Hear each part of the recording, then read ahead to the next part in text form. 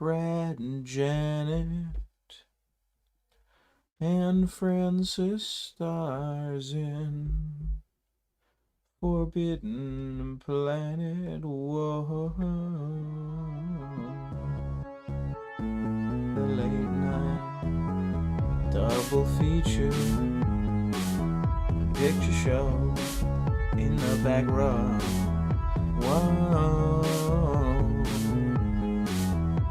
At the late night double feature picture show.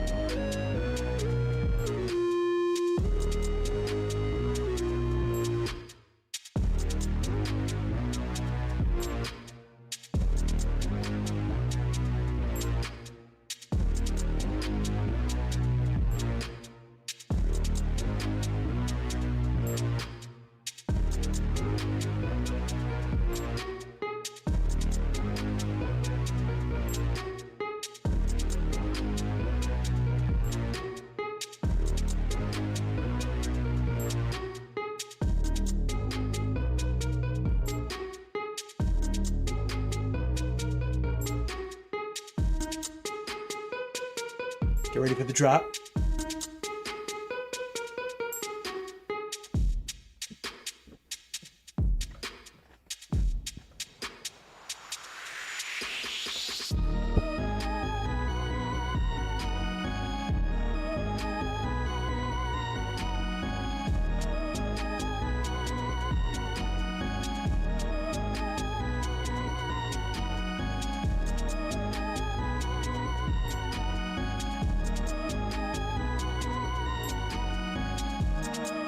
Hello, everyone. I meant to do a Doug bit. I forgot. Wait, hang on. Let me take it again. Hang on. Let me take it again. Let me take it one more time. Hang on. Nobody go away. Let me take it again.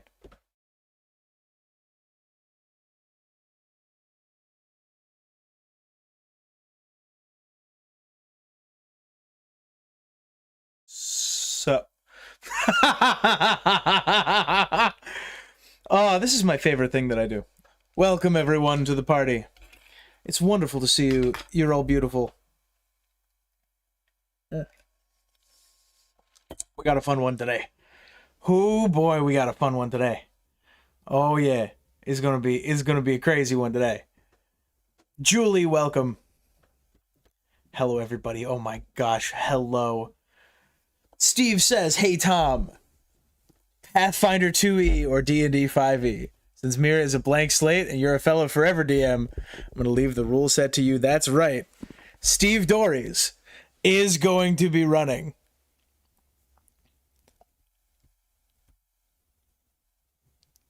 a one-shot for me and Mira, which I am incredibly excited for. And we got to move you over here. We got to bring you up here. Shuffle, shuffle. I have never played Pathfinder, so the answer must be 5e. However, every game of Dungeons and Dragons, I have not played real Dungeons and Dragons in like actual, like maybe like half a decade. All right, it has been a long time since I have played real D&D. I have not played 5.5 at all. I've not played 5.5 at all. A lot of things happen in a Game of Thrones, like 10-hour-long episodes worth of things mayhaps. Now, see, this may surprise you. It may surprise you, my friend. It may surprise you how many things happen in Game of Thrones, because it's less than you think it is. Arya gets fleas. Joffrey gets rabies. Tom is live. Welcome to the party. I feel terrible saying this, but I already counted how many things happened. Don't feel terrible. Don't feel terrible. We're going to do it again. And if we miss things, you can defeat them to us. This is like saying, I feel terrible. I've already played the game you're playing today. That means that you get to back seat.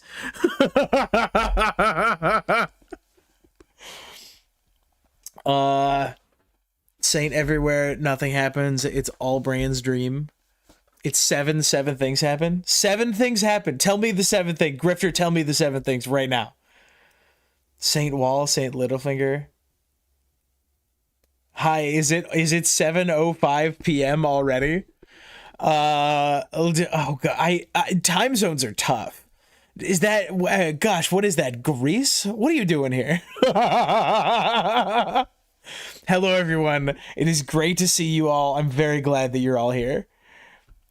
Oh gosh, it's wonderful to see you all. Is the argument that not many things happen. It's a very busy book. Now see, that's the problem. A lot of things happen in A Game of Thrones.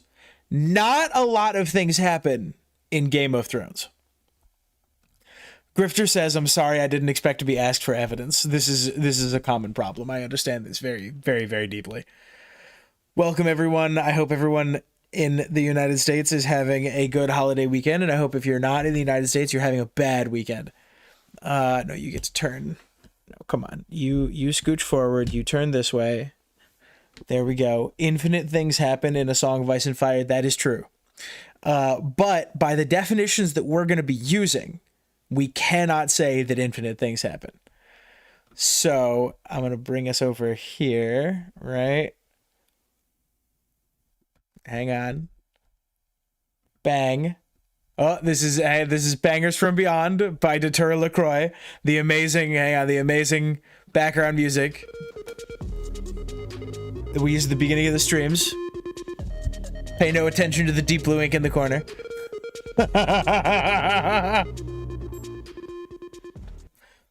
And we pop right over here, and we have new stream ideas. Here we go. This is what we're doing today.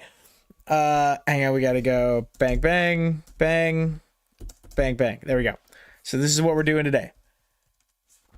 We are going to go through a Game of Thrones. This is the book, not the show. We are going to discuss every individual plot action, and over the course of this, we are going to define a system for calculating whether a thing is a thing or a thing is not a thing. Is a thing that happens, or is a thing just nothing, right? Is a thing or is a thing not a thing? This is what I'm working on to start with, okay? This is where we're starting. Any action must develop the plot, develop a character, or develop the world. We are going to call this the Glidus principle, because it appears in one of his piss takes. Glidus seems to imply in that video that this is some sort of like writing principle, right? This is some academic thing, and I just don't believe him. I'm pretty sure he made this up on his own. So we are going to be following the Glidus principle. Anything that happens must develop the plot. Now, this is not like the plot. This can be the plot or a plot, right? It doesn't need to be like, it can be, and over the course of this, we will discuss like in Game of Thrones, there are different plots, right? There is the Northern plot, there is the King's Landing plot, there are romance plots, right? There are many different things, and they must develop a character, which is fine, right? Something can happen just to move a character in a direction, or something can happen just to develop the world. This is these two are sort of secondary, quote unquote, but not necessarily, right? They're both good. I'm not a film student. I'm just a connoisseur, right? I never went to school for making food. I just like eating. So we're gonna try to reverse engineer film class today. And of course, we must also have there will be other things, right? List other things that should be counted, right? That should be a point. I think something should be a point if it's awesome. I'm not saying that we should count something if it's awesome, but I'm putting this on the board as a discussion. Should something count if it's awesome? I don't know. Right? I don't know. The one, so hang on, I'm gonna go back to camera 2 here for a minute. Hang on, give me like a brief, yeah, there we go. Zach and I have been discussing this at length, and this is such a fun video idea. I'm so excited about this. We're gonna do it together, right? But to give you guys a little bit of a spoiler, we are discussing the plot of a Game of Thrones. We're going to discuss how many things happen in Game of Thrones, but Zach and I talked, and it was one of the funniest conversations I've ever had. We in this chat are going to do a Game of Thrones today while we're setting up the system, but Zach and I, as a produced video on the channel, are going to do everything that happens in Game of Thrones season 8. Hey, look, I gotta do one of these. Here we go. Insert 4 columns. Yeah, yeah. We're gonna be listing things that happen in Game of Thrones season 8. We're gonna do a tally. We're gonna do it kill count style.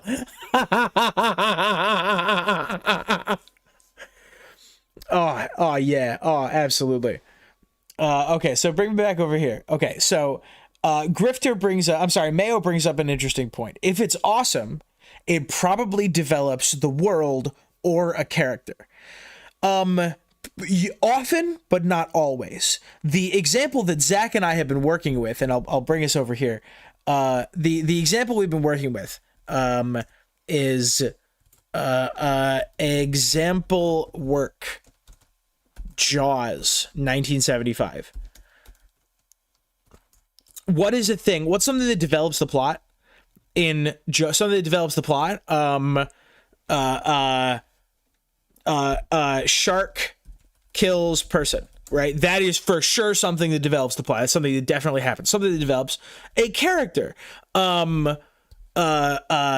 Brody and what is the name of Brody's wife in Jaws? What's the name of? I know it. I do. It exists in my brain and I can't remember it.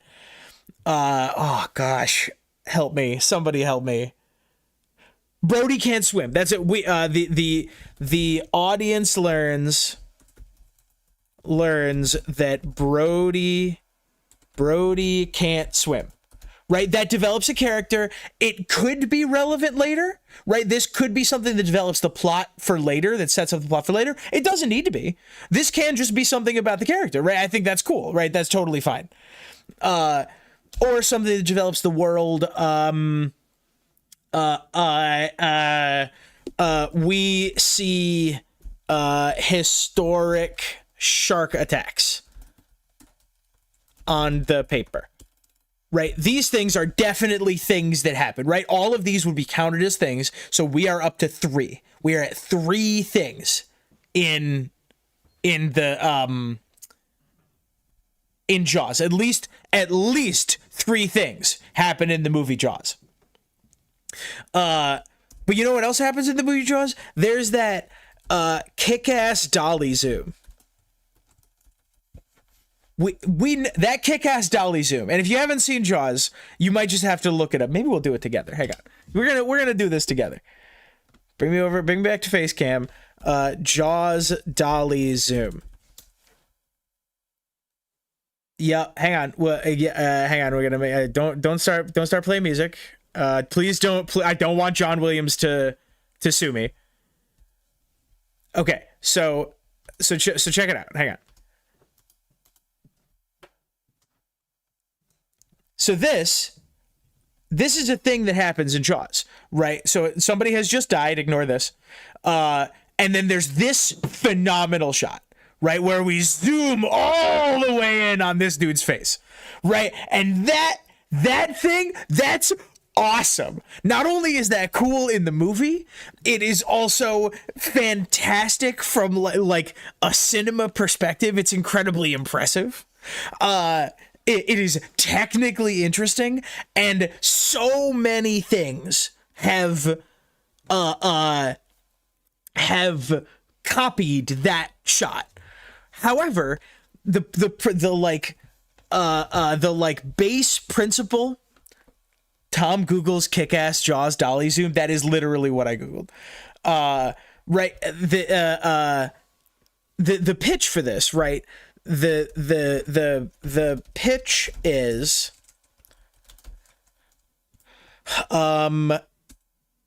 if I was drunk at a party explaining a Game of Thrones, if I would list it, it's a point. If I wouldn't, if I wouldn't, it's not a point. And everyone that I've talked to disagrees with me and says that kick-ass dolly zoom should not count. That's not a thing that happens. However, if I was explaining Jaws, I would be like, no, listen, there's this shot and it's super cool and it zooms all the way in on Brody's face and it's awesome. Though, wait, hang on, I'm gonna pull it up.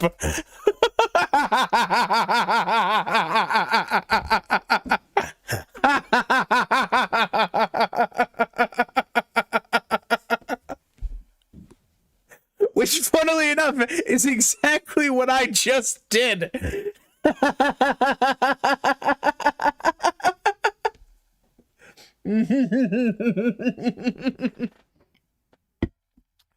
Oh man, Oh, cool. See, and like we have, there's like an actual interesting discussion going on in chat right now. Normally it's just memes, but we like it's there's a real conversation going on. Will this be building a timeline or events, Tom, or is it just things that happen? This just things that happen. We will do a loose timeline for sure, but that's not the purpose of the video. Also, great to see you, Kirsty. Take that. Only two things happen in Jaws crowd. We're gonna need a bigger stream. Hang on, that's a good joke. Good bit. Good bit. Good bit. Good bit. We're gonna need a bigger stream. Fuck. So George's prose being impressive will count as a thing happening, says Kid. We'll be here for days. No, George's prose being impressive is not a thing. But is the broken man speech a thing? Is the broken man speech a thing? Does that or do we need, like, when I want to talk about something, because really, okay, so the pitch is, if I was drunk at a party, explain, right? The actual pitch is, I want to talk about things I like and will find an excuse to discuss a scene. even if I have to keep it in the Glidus principle.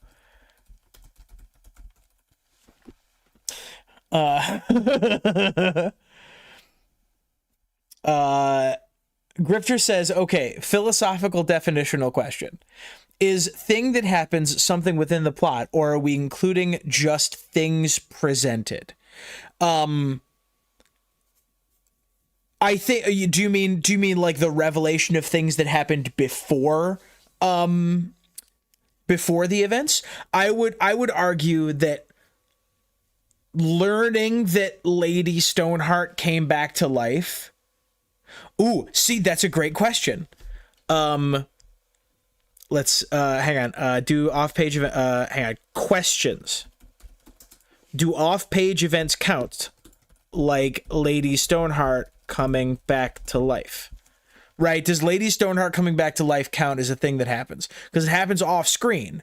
Do we ding? Does a Storm of Swords get a point for Lady Stoneheart coming back to life? I think so. I think that this would get a retroactive point, both for the plot of the book and for Catelyn's character. Yes. Do people do replications of that dolly zoom every year in the first year of film school? That's how famous it is. Yeah, it's awesome is the thing. Feels wrong to say Bran has a raven dream and wakes up. You have to describe how cool the things in the dream are. Yes, yeah. It's going to be... Right, we're gonna list them. So over here, I started listing things that happened in season 8, and I have like Tom's commentary over here. Right, everyone gets to it. Right, Tormund finds an undead kid at last hearth, and there's this scene. This is a tough one because it may be the last awesome scene in Game of Thrones, but it also doesn't go anywhere. In an apparent homage to Aliens, the crew finds a bunch of corpses in the wall, but no one wakes up and screams. But one wakes up and screams.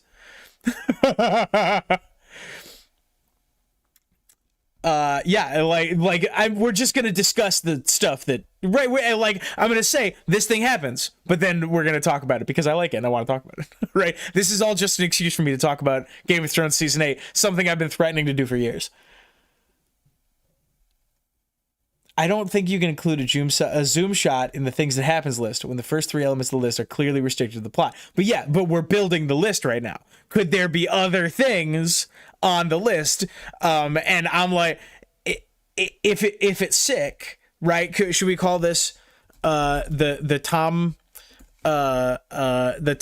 amendment?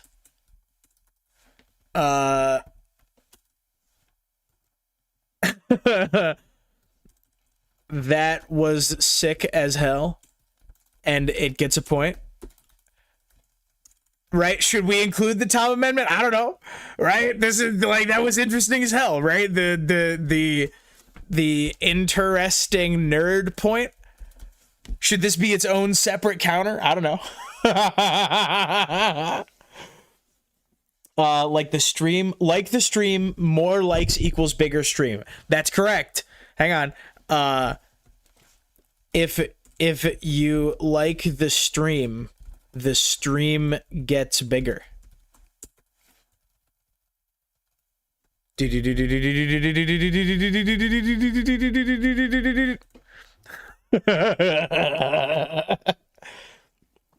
Plot itself could somewhat reductively be defined as the stuff that happens. Yes, Grifter, that's what we're doing here today. The name of this series is going to be how much stuff happens in Game of Thrones, right? It's going to be, I want to talk about how much stuff happens in Jaws. So if I'm drunk at a party explaining the plot to you, like, this is just literally the stuff that happens. Does Danny's infamous bowel movement count as a significant event, or is it discounted due to it being an external meme? Huh. Questions.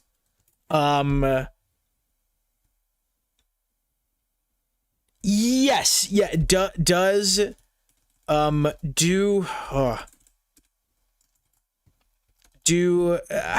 How narrow do we get?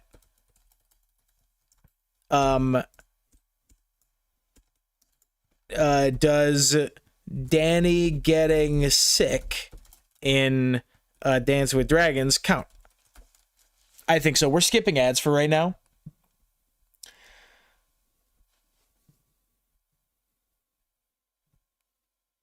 Grifter says a zoom shot is a technique by which you present the things that happen, which is medium specific.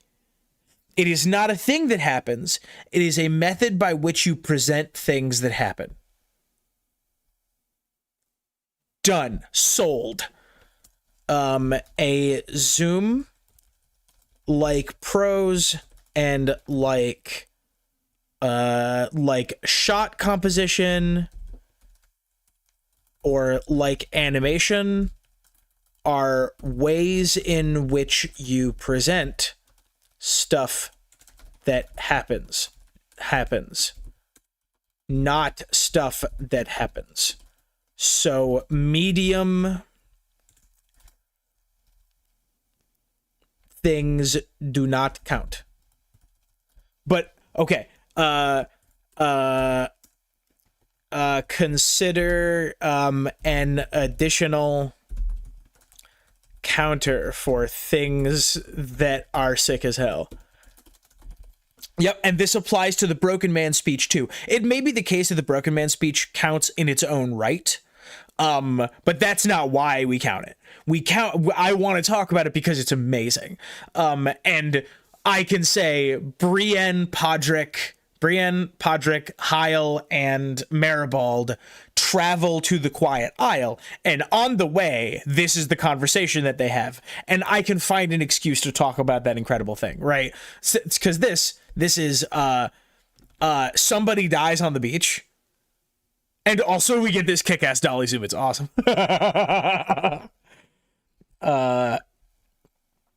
Yes, you just wouldn't award the points until the off-page event is confirmed or presented in the story. I like that. Tyrion reads the dragon book, Winterfell library burns, Bran finishes his nap. Right? Yeah. Tom's rad rule. Does Varys delivering his letter to Ned and Robert on the King's Road count? The speech is a thing that happens, and giving the speech tells us something about the character. Yeah, I think that the speech would probably count in its own right, but we also have to figure out how narrow we want to get. Like Jaime discussing the Kingslayer thing, right? Jaime in the bathhouse. Jaime's speech in the bathhouse might be like 5 things that happen, right? There might be like 6 things, right? Character development for Jaime, and like a bunch of significant plot beats that we now know about all come from that. But does Robert telling the story about Bessie and her great big tits, is that a thing that happens? We got to figure out how granular we want to get.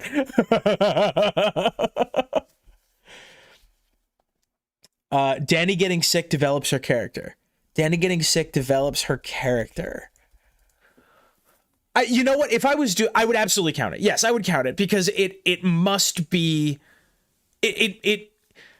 I don't think it is character relevant for her. I don't know if it's relevant for her character arc yet, but it is definitely relevant to her character. And at any rate, if I'm counting a Dance of Dragons, it's gonna be plot relevant for sure. We need that Bessie info. The "it's never too late to come back" speech. The Broken Man speech develops themes and characters. Ooh, okay. Develop the plot, develop a character, develop the world, or the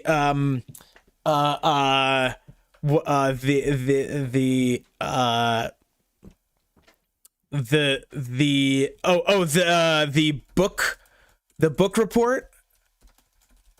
The book report point. The book report point is develops a theme, right? I think that should count. Yeah. Yeah. This is 8th grade, the 8th grade book report. The point. The book report point. The report point. The book point. Themes are for 8th grade book reports. Mm-hmm. Yes, if it develops a theme, it should definitely count. Now, of course, okay, now we have another question. Should a single event that hits multiple criteria be counted more than once? My gut says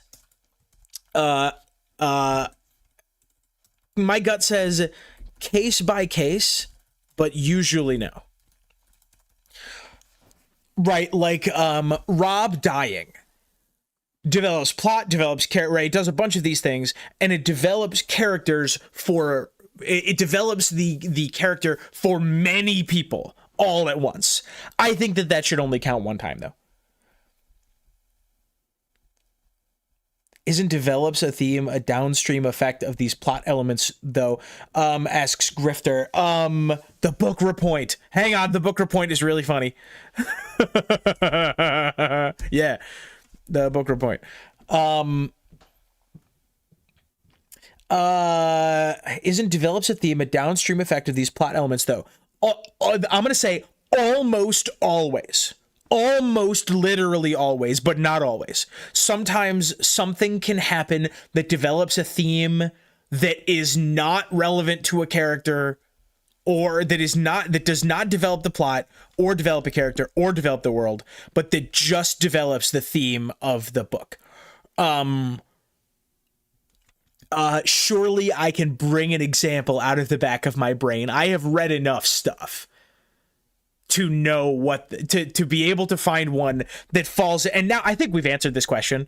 Right. We've answered this question.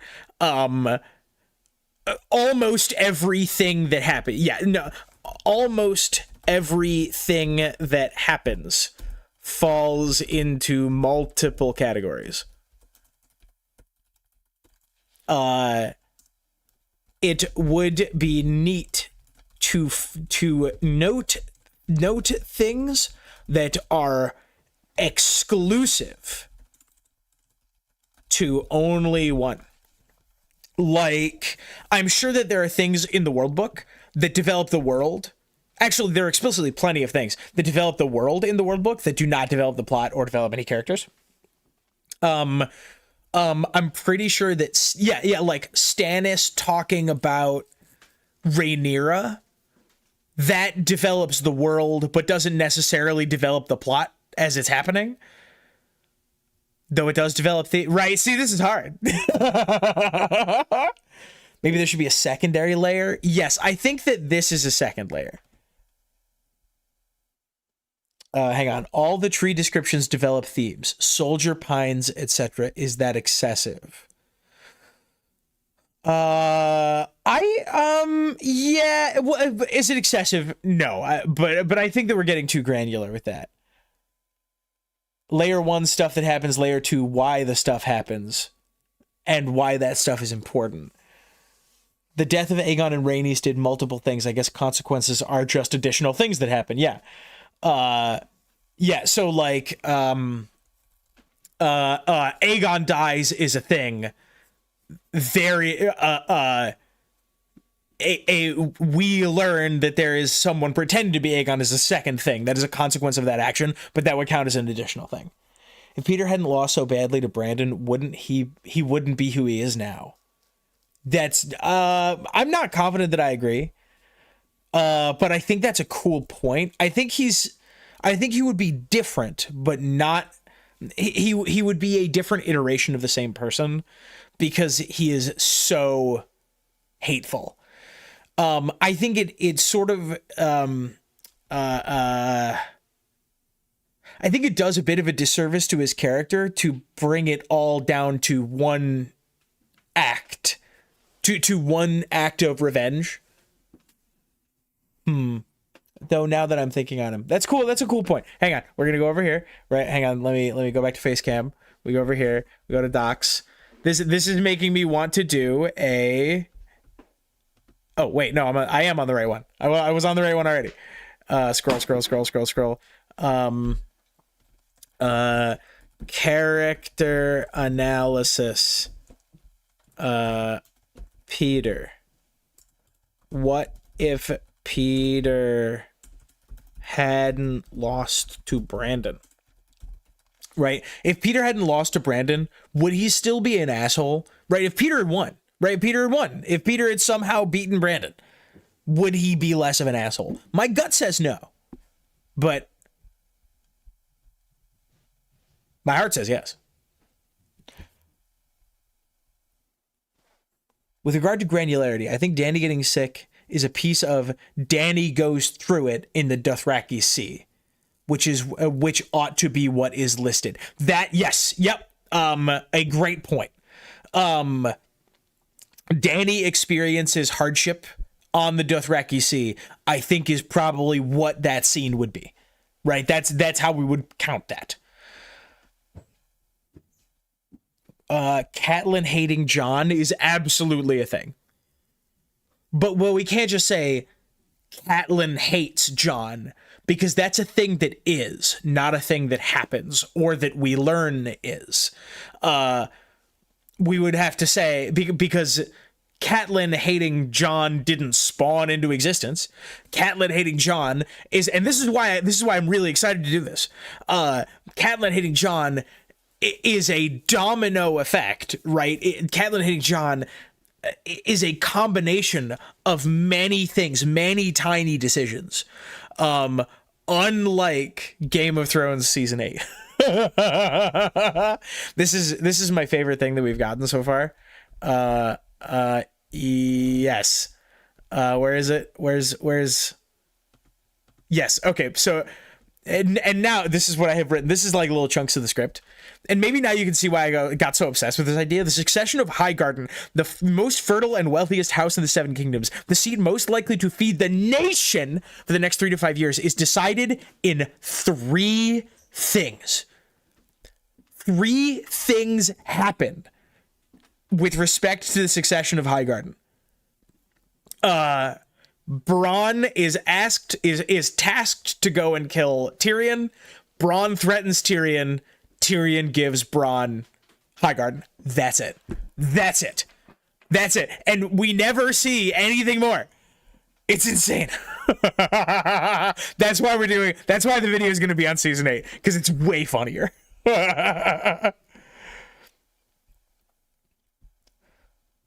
Mayo says, I gotta help my family move furniture. Everyone shout as loud as they can. Good luck, Mayo. Good luck, Mayo. Move those couches. When it comes to reading below the absolute most basic surface level, I find that I am not as smart as I think I am. What are you talking about? What do you mean? Yeah, you're doing amazing. No, you're fine. You're absolutely. Hang on. No. I abhor the phrase "I am not as smart as I think I am." Okay, you are exactly as qualified to talk about any of this stupid bullshit as the rest of us. You know just as much about this stupid shit. You know that it makes you feel certain ways, and the only reason that I am able to talk about it with nonsense fancy shit is I have wasted more of my time watching cinema analysis videos on YouTube. You're good. You bring a ton to the party, and I'm glad you're here.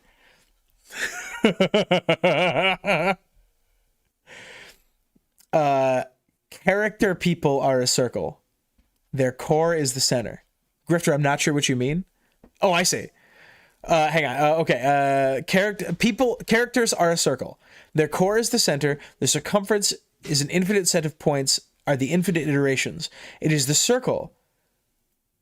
The person is still defined by their center and the radius. And so infinite possibility within limits. But Daenerys says break the wheel, though. Peter might find a new target for his hate without Brandon, but at heart he is still a jerk, in my opinion. I am inclined to agree, but that's a very interesting thought experiment. Could Peter choose to be a better person? The answer is absolutely yes, but I don't think that he would. Kat yells at John at Bran's bedside. Yeah. Good luck, Mayo. Good luck, Mayo. Good luck, Mayo. Bon matin. Welcome, Chables. Hello. I know I am dumb. It's a curse, I tell you. Just talk about stuff with enough confidence, and then random people online will start calling you an expert. That's what I'm saying, Michael. Michael, welcome to the party. This is going to be a new series. I am going to literally write out all the things that happen in a Game of Thrones. This is the principle that we're at so far. This is the Glidus principle. A thing that happens must develop the plot, develop a character, or develop the world, or some combination of the three. It also gets a point. This is the 8th grade Booker point. The 8th grade Booker point. If it develops a theme. And we are toying around with the idea of adding an interesting nerd point where if it's sick as hell, it gets a point. I'm recapping Michael because I don't care what anybody says. The example that we're working with is Jaws. Shark kills a person, definitely counts. The audience learns that Brody can't swim, definitely counts, right? That develops a character. We see historic shark attacks in the paper. That definitely counts. Kick-ass Zolly-Doom, Kick-ass Dolly Zoom, we've decided does not count. Off-page events do count. We are getting... we need a rule for this. How narrow do we get? Oh my gosh, yes, I'm so excited. Okay. He may be annoying, but he's always positive. That was in reference to the Baelish point. Interesting. I'm late for a very important date. Good thing I remembered to like the stream, though. Good. Thank you. It's a good thing you remembered to like the stream, Wesley. It's a good thing that you remembered to like the stream. Michael says, if Peter won the duel with Brandon, Kat would have still married him, and Peter would have just been salty over it. Instead of being salty that he can't win fights, he's salty that winning meant nothing. Interesting. Now we're in like an alternate history thing. Like I'm out here like yes, you're right. He almost 100% of the time still would have lost. Still would not have married Catelyn.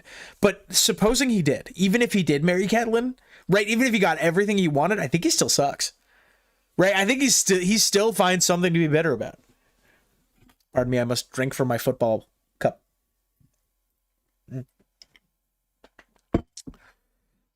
So like Baelish could be a different person if different events occurred in history. But he couldn't be a fundamentally different person. I think these are incredible takes. And this is not why we are here. We are here to do 8th grade book reports. Oh boy. I'm nervous. I'm scared. This is going to be a hell of a thing. Oh my lord. Okay. kind of point where he would still be Baelish, just a different iteration of that core character. I think I agree. Now, that does not mean, I don't think that that means he is incapable of changing, that he's incapable of improving himself. It just requires an amount of introspection that I just don't think he will do. He could, but he won't.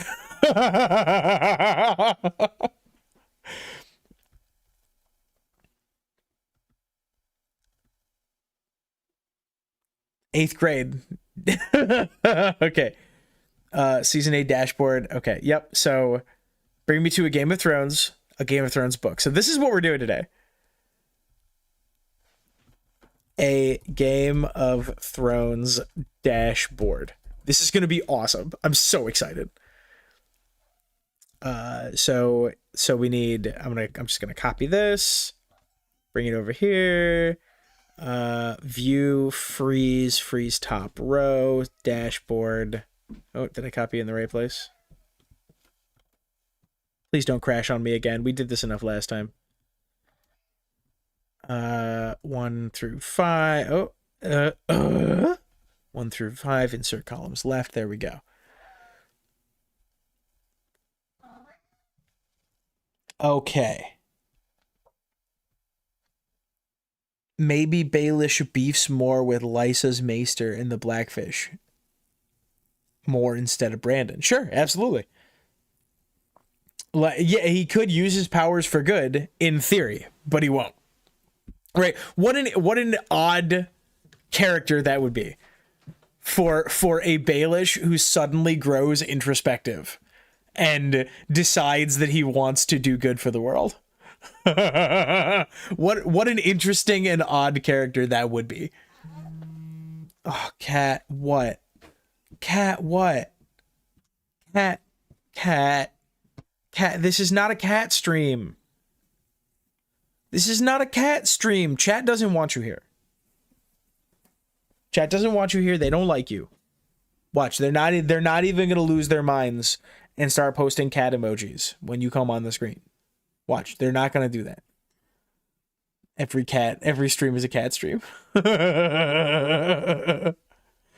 It's hard to ponder what if Peter was different, because Peter basically incites the War of the Five Kings. He's at the center of the plot of the first major arc. Yeah.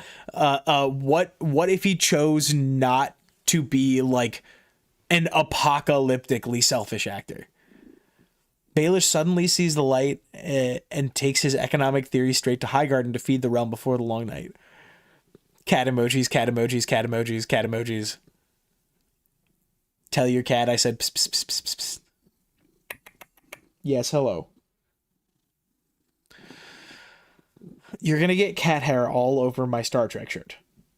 This is one of my only Star Trek shirts.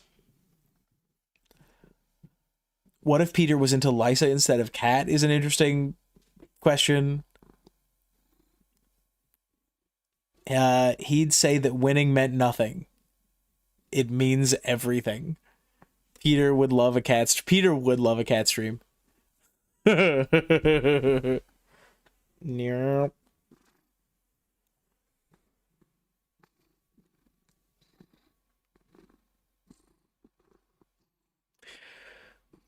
The problem with his strategy is amass huge amounts of debt and let other people worry about it later.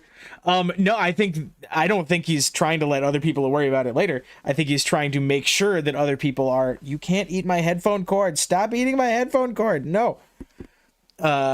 He is hang on.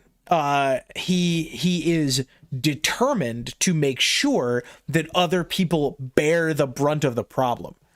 Right, he knows that it's going to be a problem, and he has engineered it that way so that when people come to call, he has benefited from the money, from the debt, but he has left somebody else to pay for it.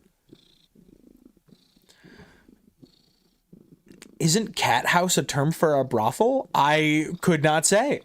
Have I learned a thing? Stream was what cat was in. Stream was what cat was in. Cat was in stream. It's a feature, not a bug, says Bowen. It is just checked. Fantastic. There's 40 people in here watching me do nothing and talk about a cat. Okay, this is going to be our first task of the day. Please list characters in Game of Thrones in Game of Thrones Book 1 that have a plot. Literally every character, right? Catelyn Stark has a plot. Don't worry, do not stress about spelling. A Cat of Kings, Lamau. It's not in his name. Where is the gold? No, it's not in his name. It is in the name of the Iron Throne. He was Master of Coin for the Iron Throne. The debt belongs to the throne. Tyrion Lannister. The debt is the crowns. Jorah. Who both do, yeah, okay. So I guess there is the Mormont plot, right? Because these two have no, I guess it's personal arcs. Mormont family history. Right, that's a plot. Jon Snow is a plot. Cat of the Canals, so close, Ari. Yeah. Sir Hugh of the Vale is not getting his own plot, but he will be the first specific thing that happens. Sir Hugh dies. That is a thing that happens, but we're not doing that yet. We're doing a Game of Thrones dashboard first. Yeah, I think you said Cat was revived, was off page. She is in an Arya chapter. Nymeria pulls her out during a wolf scream. Oh, does she? Oh, okay. Cersei Lannister. Robert Baratheon. These are people who have Joffrey Baratheon. Myrcella Baratheon. Tommen Baratheon, absolutely. Eddard Stark, very nice. Keep it going. No. Stannis does not have a plot in the first book. Stannis does not have a plot in the first book. He sure does not. The Baratheon tapestries? What are you talking about? Arya Stark, the Hound. Absolutely. I am inclined to say, you know, okay, we'll write them down. Sansa, we have Renly Baratheon. He becomes relevant. The Butcher's Boy does not get his own plot, but the Butcher's Boy dies. The Butcher's Boy dies. Right, so the pitch, Michael, if you're just coming in, the pitch is, if I was drunk at a party and wanted to explain to you all of the first book, what would be on the list? Literally. What literally would be on the list? Barristan Selmy, he becomes relevant. Oh yeah, I guess Gendry is here. Gendry does have a plot. Samwell Tarly. And each of these people has interesting and specific plots. Jory Cassell? No, we are not doing Jory Cassell. But we will say, wait, does Jory die, or is he one of the people who goes with Beric? I guess Beric Dondarrion. We do need to list because things do happen. Bran Stark. There we go. Keep it going. Jory dies. Okay, so that is down here. That is like down. Jory dies. Peter Baelish. Littlefinger. Littlefinder. Loras Tyrell. Loras. Does Loras have an arc in this book? Is Loras in this book? Theon is a good one. Yeah. I didn't put down. I put down Peter twice instead of Varys. The boar that gets Robert has to be mentioned drunkenly, and then dude, and then then you're not gonna believe this, all right? And then boar kills the king. Is crazy. Okay, but before the boar kills the king, it actually Cersei conspired to get Robert super drunk during a hunt, right? And then Robert goes on the hunt with Renly and Barristan, and then the boar kills the king. It's crazy, dude.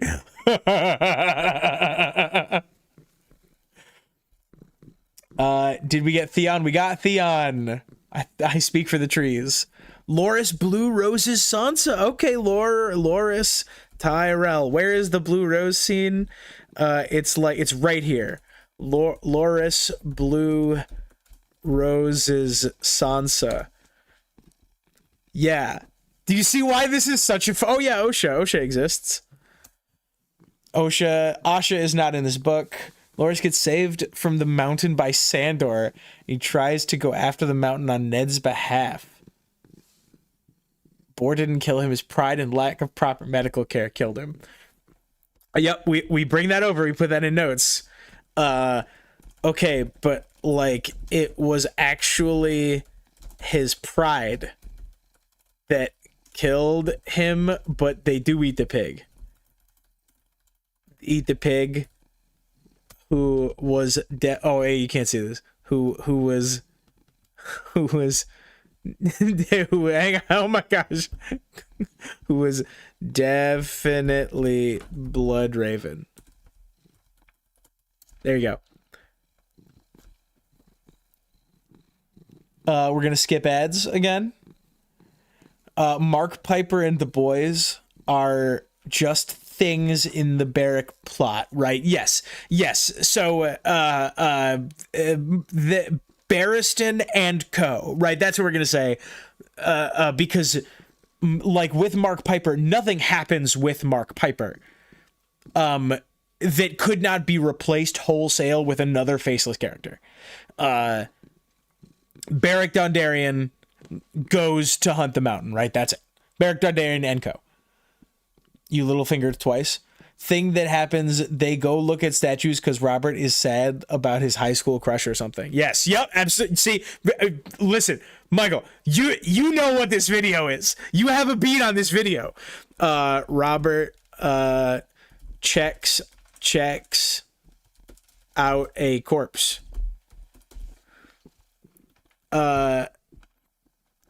They go underground to the tomb of his high school crush.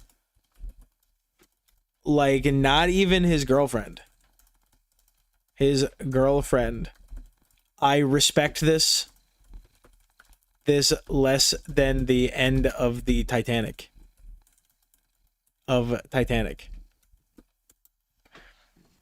There we go. Yeah, we got this. The removal and destruction of Baratheon imagery.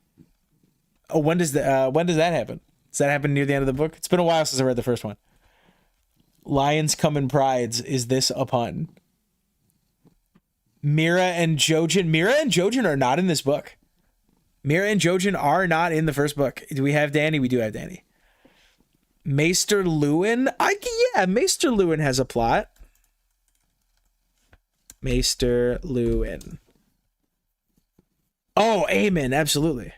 Aemon, who else is up there? Alistair. I think we probably should put Mance on this because we do get plot development of Mance in this book. We hear about him. We don't see him yet, but we do hear about him. Will from the Night's Watch, stop it. Who was Bessie? I think we have everyone has a real arc. Technically, Mark gets a face scar that is revealed in A Feast for Crows, but I think that only matters in a Song of Ice and Fire trivia games.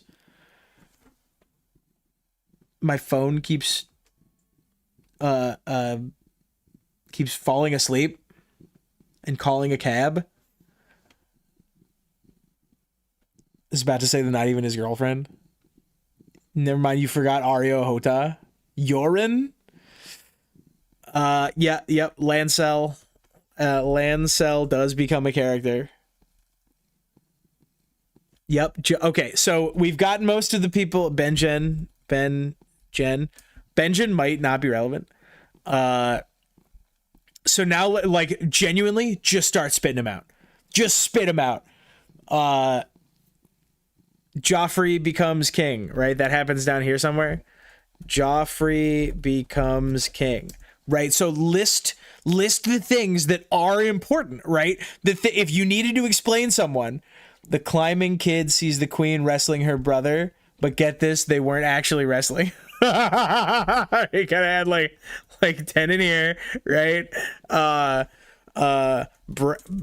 Bran goes climbing and sees Cersei and Jaime. Bran falls. And then Jaime pushes Bran. So like this kid gets told, oh yeah, we gotta like come over here. This kid gets told not to climb, but here we are.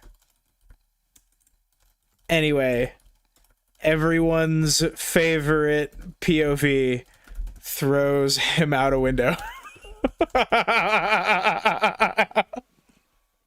Oh yeah, direwolves. Yep, we gotta put some direwolves in here.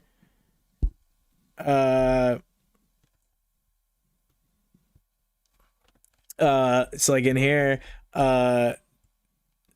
Several children get dogs. Yep, keep it going. Ned executes Garrett. Ned kills Garrett.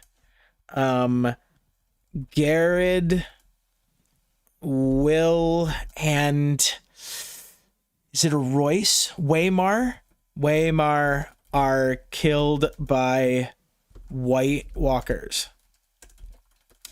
I think one thing happens in the first. No, I'm sorry. Garrett, Will, and Waymar are killed by White Walkers. Garrett escapes. Is that, okay, so now we have like definitional concerns. Is this two things?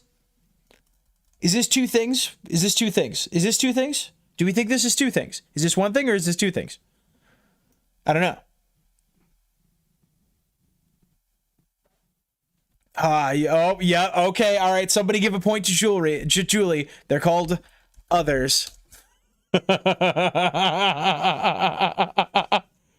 Yep, John swears his vows. Happens down here somewhere. Couldn't tell you where. John swears his vows. This is fun.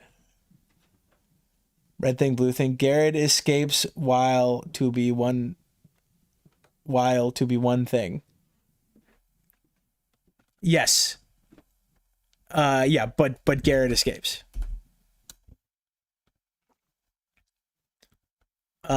Insert one row above. I think Will, Waymar, and Garrett discover whites and others. And now we get to add plots, right? The plot here is the other plot, right? The other plot. The other plot and the other plot, which is, this is kind of insane, by the way, that in the entire first book, right on the dashboard here, we're going to have like, plot and number of things that happen in that plot. This number is going to be 2, which is nuts. This number is going to be exactly 2. Am I correct in saying that nothing else happens in the other plot? Right, the other plot, which is distinct from the North of the Wall plot, They intertwine, but like Mance and his politics are not the other plot. A girl takes dance classes. Yes. Let's see. Somewhere in here, Arya takes dance classes. And this is like Arya character arc. Something like that. Yes, others laugh is important. No, they laugh at Waymar. 3 things. Oh my, and okay, so people are saying that they discover whites and others. Note, these 3, like we'll put that in the note, right? This is going to be the thing that I say when this stuff is on screen. These 3 hapless idiot, right? This is the list of things that happen, right? But this is how you would explain it to your drunk friend. And how I would explain this to my drunk friends is 3 hapless morons come upon ice zombies and their nightmare lich overlords.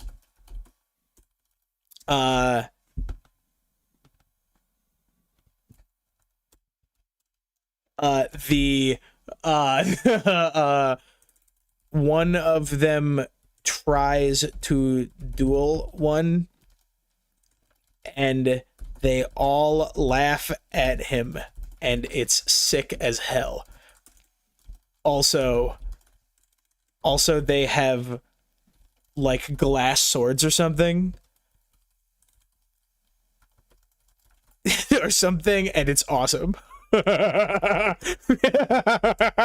is the speech, right? This is what happens. This is the speech.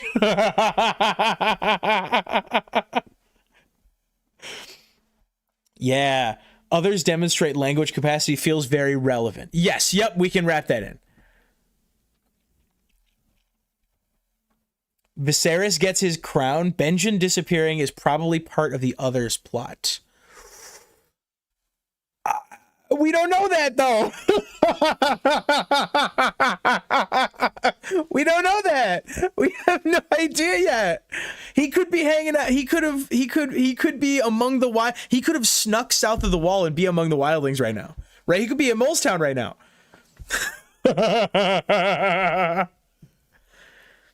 I wouldn't put it past George to have him be like unrelatedly dead.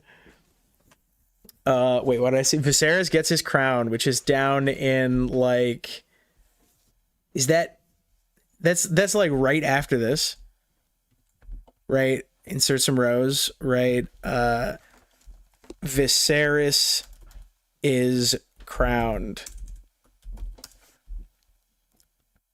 And then the dragon prince who sucked so much all book gets his face melted off in a pot of molten gold.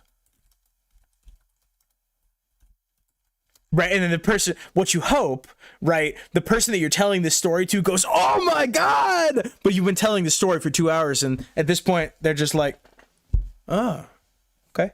Oh, sorry, no, go ahead.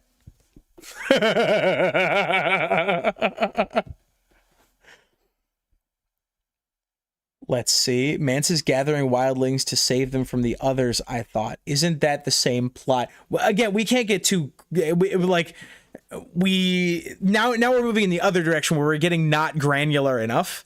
I think that we have to draw a line between Mance and his political machinations and the return of the others.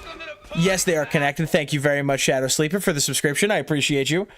Just as a reminder, if you subscribe, not only do you get us closer to 5,000 subscribers, which we are fast approaching, you also can jump scare me with Bruce Willis. Not just language, but a pretty good sense of humor, too. Sansa is betrothed to Joffrey. Nearby, Robb beats Joffrey in the training yard. Joff wants to fight back with live steel. Yes. So it's after this. It's like, it's before, it's like right in here, I think. Joffrey and Sansa are betrothed. I think that's it. I don't think that we need Robb beats Joffrey, and I don't think we need Joff wants to fight back with live steel. Yes, that's a thing that happens, but that we're like feeling out where the line is of like, do I want that to be a point? Right? Like when I count up the number of things that happen in this book, I don't think that that's one. Right? It's a little too small. A girl chases a cat and the others laugh mockingly. Hell yeah. Ned gets a letter, which is in here somewhere. Ned, oh no, it's Catelyn gets a letter. Somewhere down in here, Catelyn kidnaps Tyrion. Tyrion and Catelyn go to the Vale. Tyrion is locked. Tyrion, Catelyn, and Bronn go to the Vale. This is probably a different thing, right? This is probably an independent, right? Bronn joins their crew.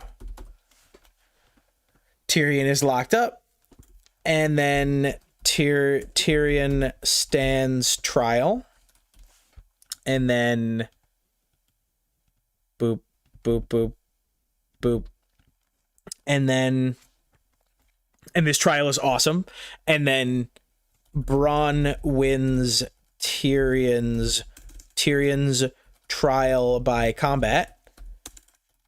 Tyrion and Bronn cross the mountains of the moon and meet the clansmen. We should probably rephrase that.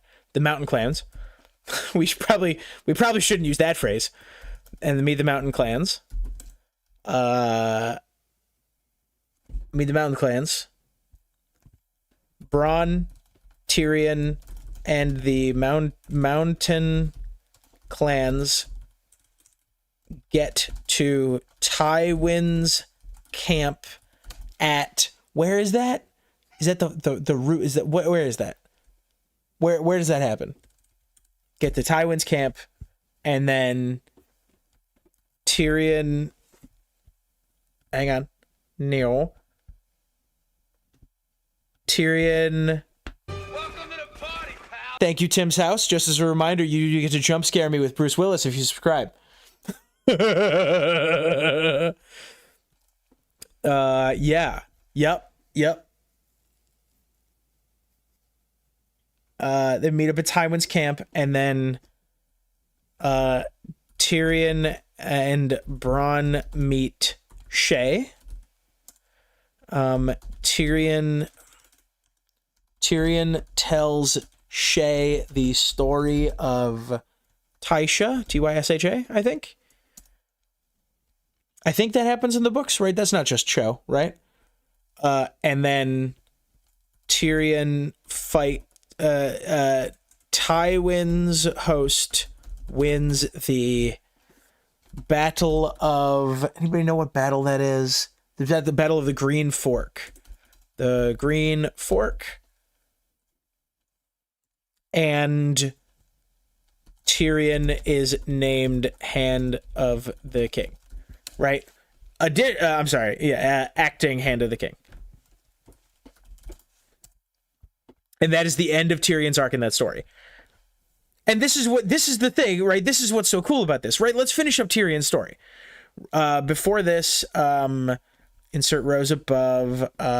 It's like Uh,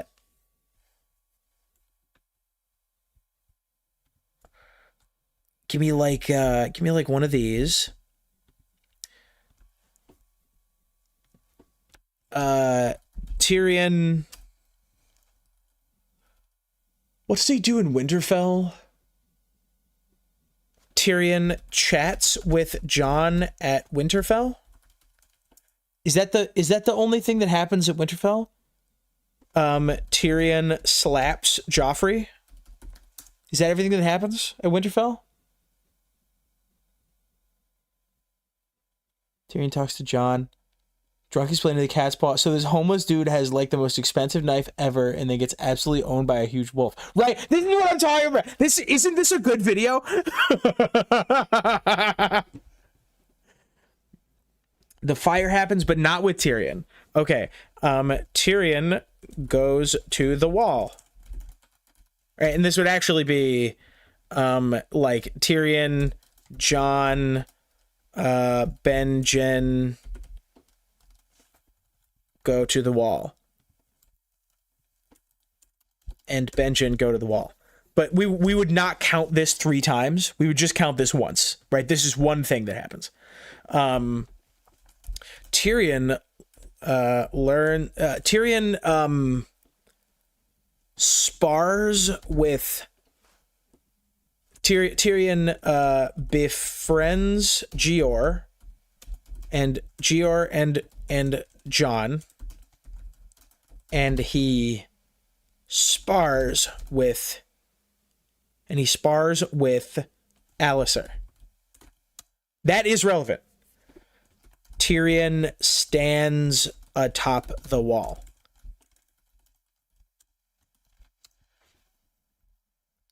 And then Tyrion leaves for King's Landing. I'm not interacting with chat at all, and I will fix that in a moment. Okay? I think that this is everything that happens in Tyrion's story. Oh, what the heck? Equal this. Where's the plus? +1. Thank you. Excuse me. E49, please. Thank you. Right, and then we copy and we do this. Okay. Pay special values only. So this is only the things that happen in the Tyrion plot in a Game of Thrones.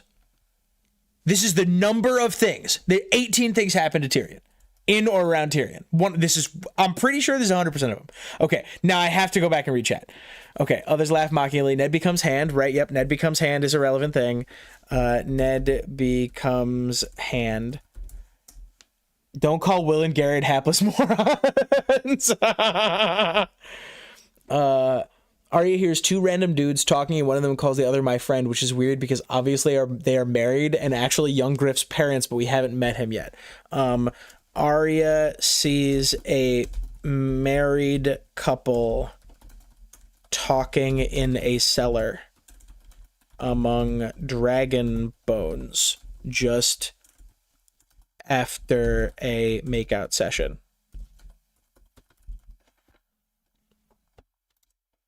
The married couple's makeout session. It's definitely part. Okay, Will and Garrett have to listen to Waymar because he's highborn, even though they know more about ranging. Arya meets some wizards. Proving fires in a Song of Ice are way hotter than Earth. Or I suppose gold has a lower melting point. We don't need to talk about. You're right. You're okay. You're right. Clearly, he is melting this over like a thermite fire. Okay. Oh my gosh, I've missed so many things. Patchface burns down the Winterfell library to distract Quaithe and Bloodraven from Bran's unsanctioned dogfighting. I hope the Jets pick him up this season.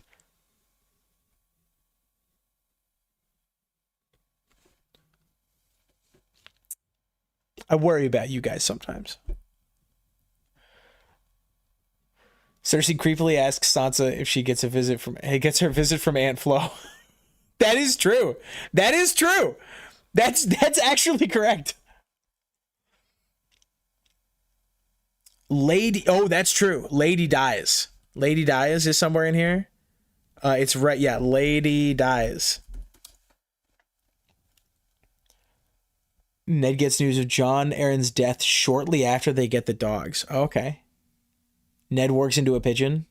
Catelyn insists on Luwin looking at her naked. It's very important she doesn't get dressed while reading Lysa's letter. Yeah, heaven forbid. Okay. Stone Snake says Mord gets paid. That is true. Insert one row, but I actually think Tyrion pays Mord. This is good enough, right? That is both fun enough and interesting enough that I do want to count it. Is it important? No. Do I mention it all at a party? Absolutely. Yes, but that is in... Where is it? Catelyn gets a letter. Catelyn gets a letter from Lysa. Lysa explaining that there is a conspiracy or something. She reads it all naked, and I'm not sure why.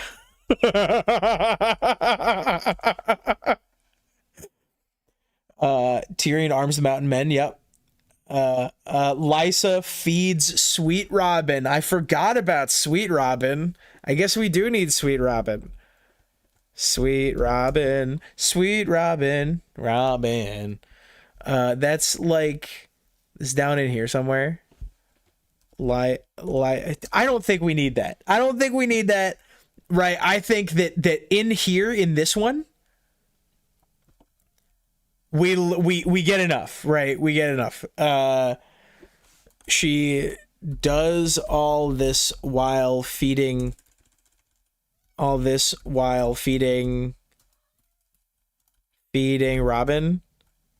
Sweet Robin. It's weird.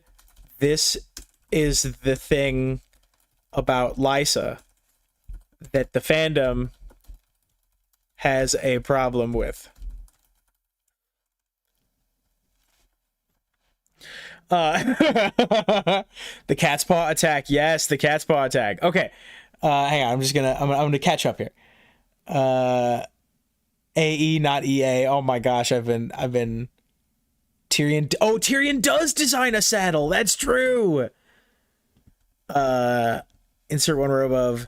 Tyrion designs a saddle and gives it to Bran.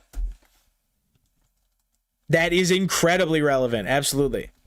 20. We're just doing Tyrion right now. Everybody calm down. She also burns it immediately, which is also weird. This is true. Do we have an Alistair Thorne as a character? Yes. And it changes Kat's perception of her sister. You can shape alloy with lead, not dent it. Interesting. It develops Lysa as a character. That is true. That is true. Is Robb denying Tyrion guest right with lap sword present? Ooh. It's like Tyrion designs a saddle for Bran and comes back to present it, but Tyrion literally doesn't know about any of the plots so far, except the other plot.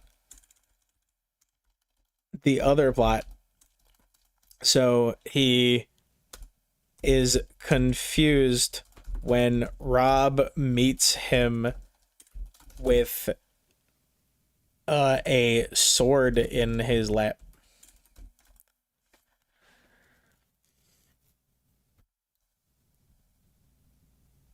Yeah. Okay, now let's do the Ned plot now. Let's do the Ned plot. This is the way to do it for sure, right? This has to be. We can order them later. Also, Tyrion is curiously polite about Robb's chilly reception, using a patience he lacks by a Dance with Dragons. Ooh, excellent point. Let's see here.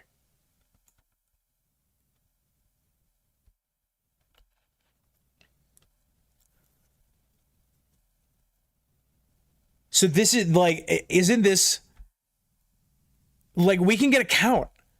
We can get a count. We can get number of things per character, per chapter, per book. Right? This is the number of things that they do. And I think that this is such a fun video. Okay. Let's do everything that happens to Ned. Literally everything that happens to Ned. Ned kills Garrett. This is the first thing that happens. Several children get dogs. That's the second thing that happens. Ned decides to behead a man. Behead a man in front of his 8-year-old.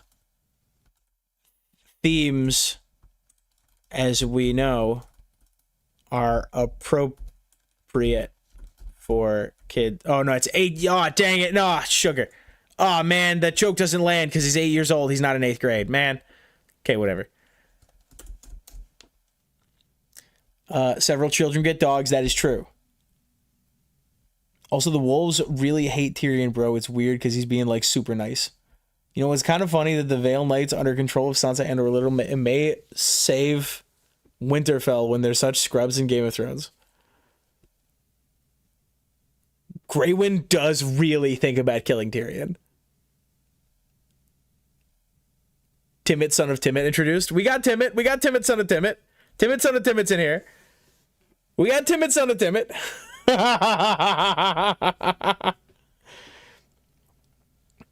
I feel like I'm taking part in an academic study of what fans do when denied their favorite content for literal decades. Yeah.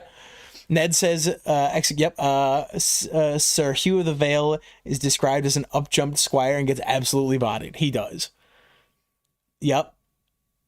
How well do we all know A Feast for Crows? This is the book I've read least recently. I know Feast for Crows pretty well, but that's we absolutely can. Isn't Rob like 13? He'd be about in 8th grade. It's insane that everyone in this story is so young.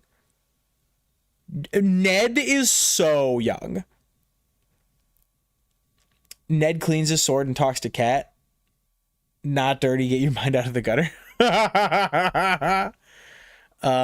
Yes. Ned cleans his sword in the Godswood and has a conversation with Cat.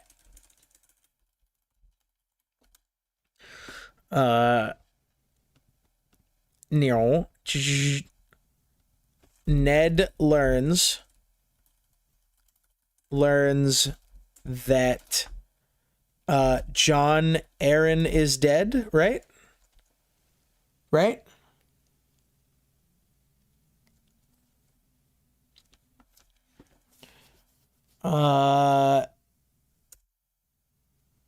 Right, that is that what happens there? Ned learns that Rob Arryn is dead? Uh-oh. I forgot to punt an ad. Catelyn's like 35. Ned's what, 35? Yes. Yeah, Ned and Cat are both mid-30s. And that is insane. Yeah, yes, Rob is in 8th grade. Rob is in 8th grade.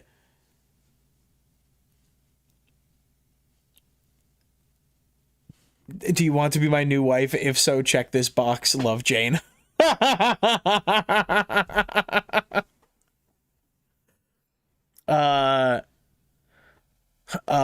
Robert and co arrive in Winterfell. A bunch of weirdos all arrive in Winterfell at the same time. This includes an entire royal lineage, which is crazy.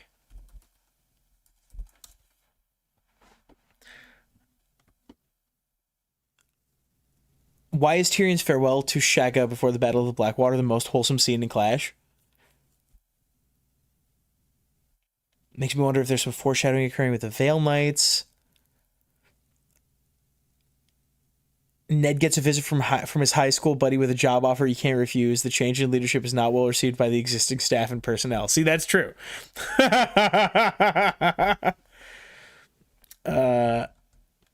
Robert checks out a corpse. Joffrey and Sansa are betrothed. Ned gets a promotion. Ned is told the Lannisters killed his father figure. Totally gets tricked by Lysa and Littlefinger immediately, instantly. The real villain was nepotism all along. Like many startups, it ends poorly for all involved. Benjen is dripped the fuck out for the Winterfell feast. Wait, how is he described? You guys are not listing things that happen to Ned. What else happens to Ned? Okay, so Ned, Catelyn gets a letter revealing that Catelyn gets a letter.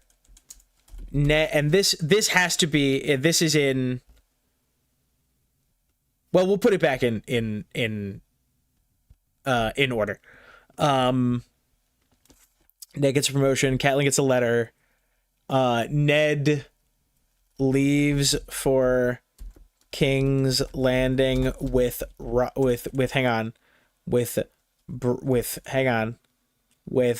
Sansa and Arya. Is that it? It's just the three of them? That's crazy. Ned puts on his detective cap with mixed results. Ned goes hunting with his old buddy. That is true. Ned has a dream about the Tower of Joy. When the hell does that happen? Okay. The butcher's boy dies and then Lady dies. Both of these things happen. These are both Ned things, kinda. Ned gets to King's Landing, and the King's Landing plot in the first book is so convoluted. You know what? We're gonna come back to Ned. This is madness. Jon Snow is left out of a feast, and he gets trashed. Jon talks to Tyrion. Benjen. Wait, no, hang on. Jon has a confrontation with Cat over Bran's bedside. Jon, Tyrion, and Benjen go to the wall. Jon meets hang on, there's a couple of things that happen. Something I want to make sure I don't forget. Jon hears that, no, it's like all the way at the end, isn't it? Okay, we'll come back to that. Jon meets Gren and Pip.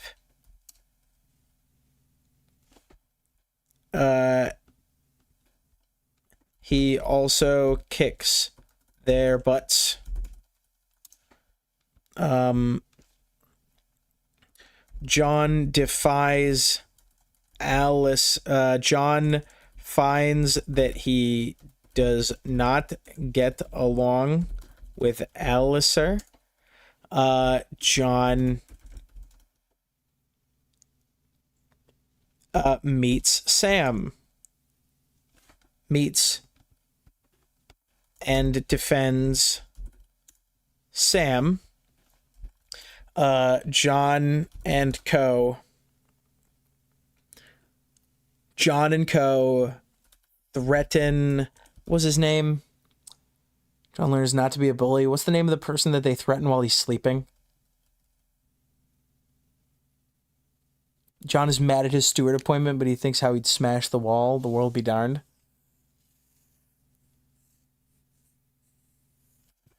Oh, right. John, Tyrion, John, Ghost. Tyrion and Benjen go to the wall. John and co. threaten... What was the name of that dude? Threaten that dude. Which does become relevant because that dude is at the Mutiny of Craster's Keep. Right? That does become relevant. John is... everyone is given their assignments, and John is mad he gets steward. John is convinced this is a good thing by Sam. Right, there's like 3 things in here that actually happen. Right. Sam tells John that it was Gior who wants him in a command position. Yeah, I think this is 2 things. This is 2 things, I think. Ned gets to King's Landing and instantly finds out that his wife, who he left at home, got there before him and needs to tell him all sorts of crazy shenanigans. Does she beat Ned? She does. She does beat Ned to King's Landing, doesn't she? That's crazy. Oh my gosh. Sam tells John it was Gior who wants him in a command position. John gets Sam promoted-ish when he repeats Lewin's lesson to Aemon. Yes, John convinces Aemon to put Sam as his personal steward. That is incredibly relevant. Borrowed the jetpack. John and co. take their vows in front of a weirwood north of the wall. Ghost finds a body in outside the weirwood grove. The body, the Night's Watch brings those bodies back. This is hard, guys. No. The Night's Watch brings those bodies back. The bodies they bring back rise. The bodies they bring back rise.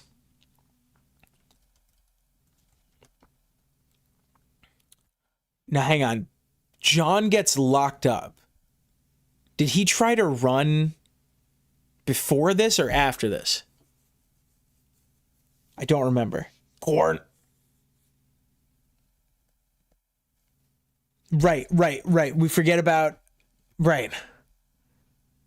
John gets yelled at by a raven, but get this, the bird is only so upset because zombies are trying to kill the guy who gives him corn, and this bird fucking loves corn. John is locked up for stabbing? For stabbing who? What the heck? Okay. He's mad about the Ned news. Oh, did he pull? He pulled a right. He tries to stab Alistair, right? John learns about Ned's lockup, but Ned's arrest. Alistair mocks John, and John attacks him. for which he is locked up. I guess John is confined to quarters for this. And then, I guess hang on, we need to like do one of these, and we drag you up. And then so this guy comes down here. John defends Gior. John leaves. John learns of Ned's death and leaves the Night's Watch. Pip, Gren, and Sam come after John. And I'm just checking my screen region, making sure this is all correct. Pip, Gren, and Sam come after John. Ghost gives John away while hiding. What the heck? Pip, Gren, and Sam. Why, what are you doing?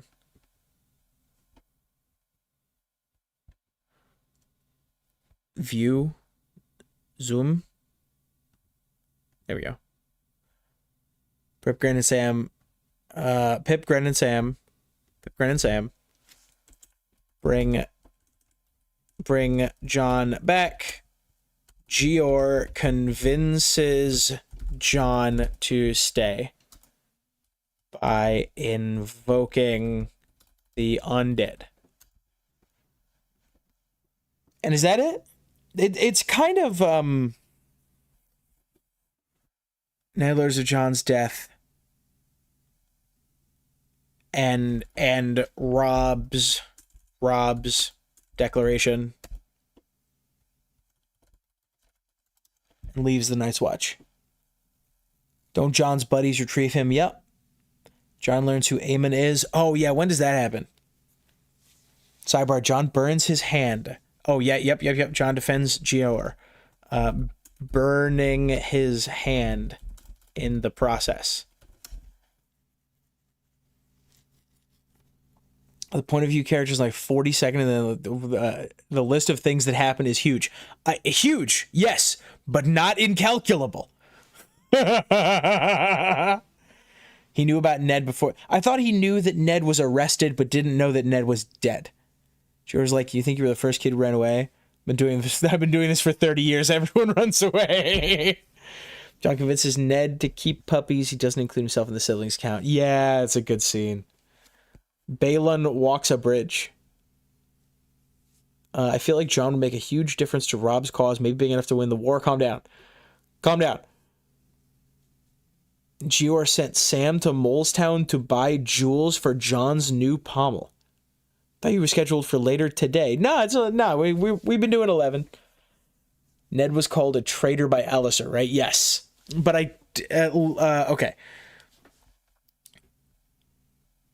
Balon is a bridge. Okay. 1.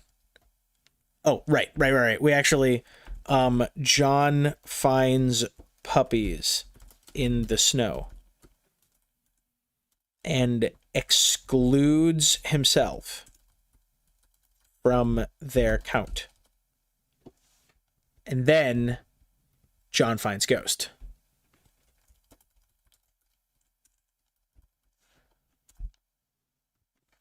One equal this plus 1.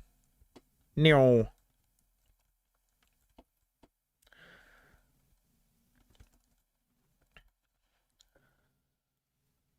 Paste special. Values only. Okay, I am now accepting argument. I guess I actually shouldn't do that. I should keep this as formula. Okay, I am now accepting argument. Which of these things do I need more? Then Ned revealed his treason on Baelor's steps at the last second. Ned admitted to it, but he is arrested for treason in I don't know the chapters, but in episode 7 he's arrested for treason, and Cersei publishes that. Ned cries when drunk at the feast. Winds of Winter spoiler. Okay. Am I missing anything in Jon's story? Jon enlisting is because he is drunk and crying about not missing out on having a wife and kids. Is that really how Jon's story ends in a Game of Thrones? I think it is. Right? He decides to stay. I like the way they did it in the show. In the show, the last scene of Jon's story in the first season is them riding out. Gior does declare they are going to, so we could say Gior declares they are going on a great ranging, but they do not leave until the second book. One of the Jon things you would mention while drunk is he finds out everyone lied and the wall actually sucks. Actually, yes. Talks to Tyrion, Bran and Pip. Insert one more above. Jon learns that the wall is not a place of honor. That absolutely develops, right? What's our role? What's the Glidus rule? The Glidus principle is it must develop the plot, develop a character, develop a world, right? This revelation absolutely develops the world. And this revelation is not within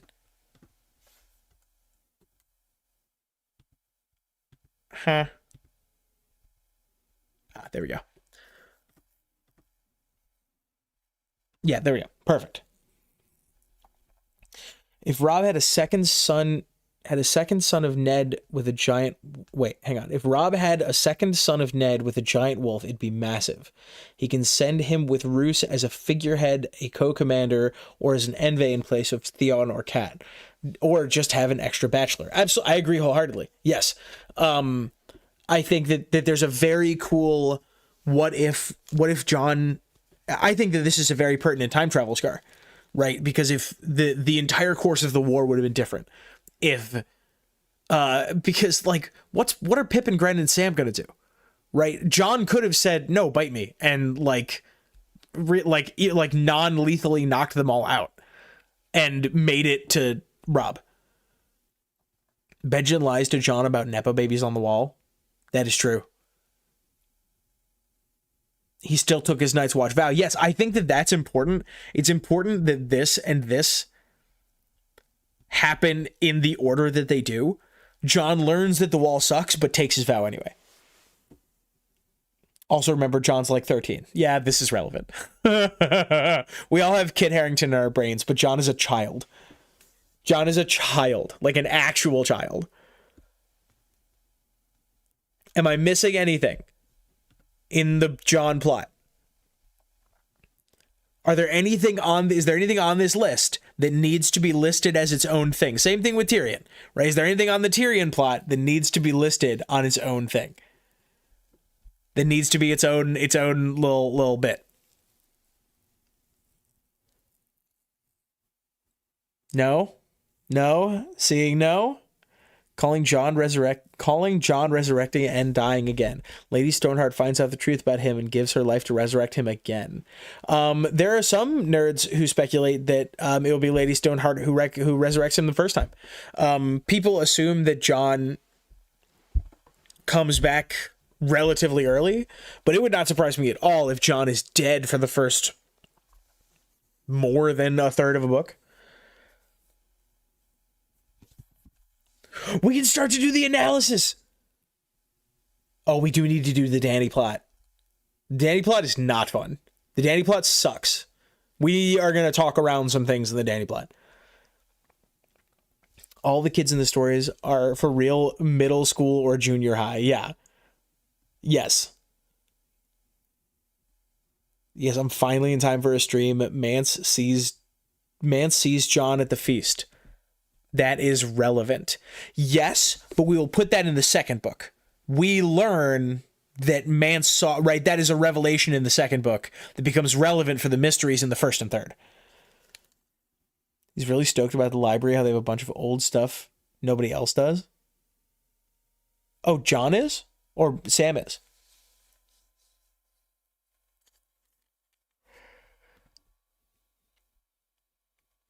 Do we have all the Sam plot in here? We don't. Let's get some Sam plot in here. Let's get some Sam plot. What else does Sam need? Which dude is this? Tyrion is stoked about the library at Winterfell. Oh, yeah. Where is that? Where are we? Tyrion stands atop the wall. Tyrion, yep. Insert one. Tyrion expresses his love of books. And that he is excited for the wall. The Wall's library. Equa. Bang. Very nice. Sam's dad is mean, and he tells Jon and Ghost about it. Yeah.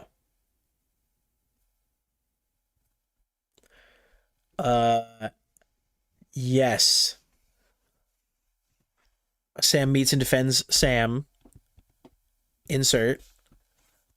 Jon learns that Sam's dad sucks.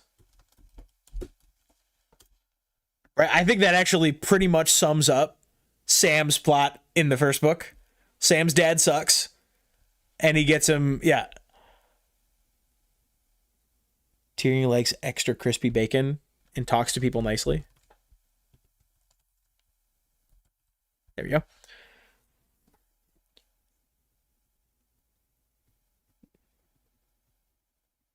Forge, hello, happy Memorial Day, how are you? Sam sucks at fighting and doesn't get better. Yeah. That is like in, where is it? That's in here, right?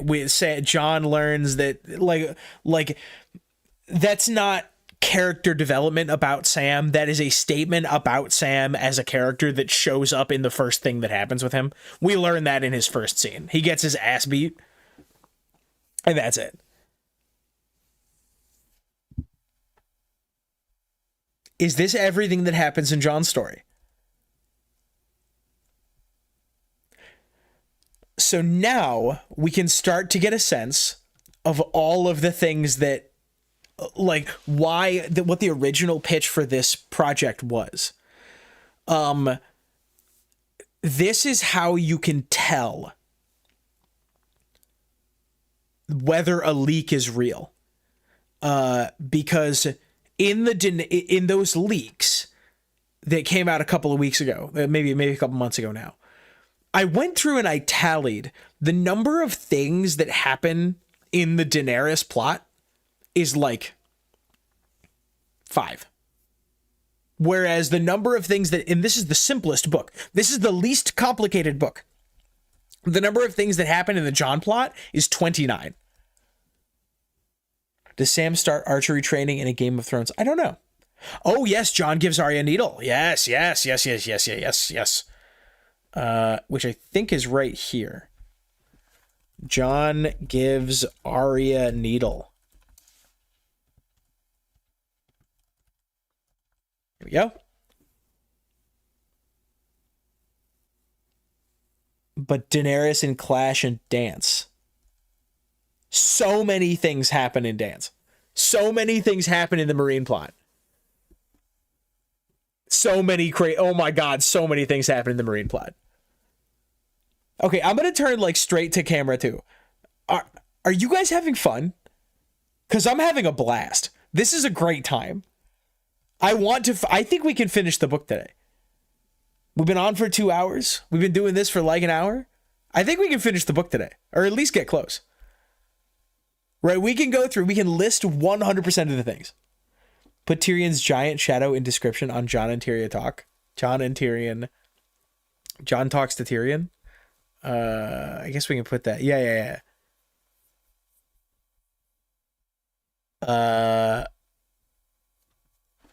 A little man casts a big shadow.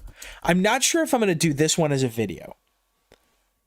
I've got you on 3 screens, says Mayo. Everyone is saying they're having a good time. All right, we've gotten through 2 full plots. All right, we're gonna do a quick little poll, okay? What do? Still this. Move on to the, I don't know, the cat plot. Or literally anything else. Anything else. Okay. There you go. You guys get that. I need to step to the restroom. I will be back. I'm going to run some ads and I'll be back in like 2 minutes. Where is it? So nobody go anywhere. I will be right back. And I'm going to play some instrumentals. I'll be right back. Nobody go anywhere. I see you guys going. I see the viewership dropping. Nobody go anywhere.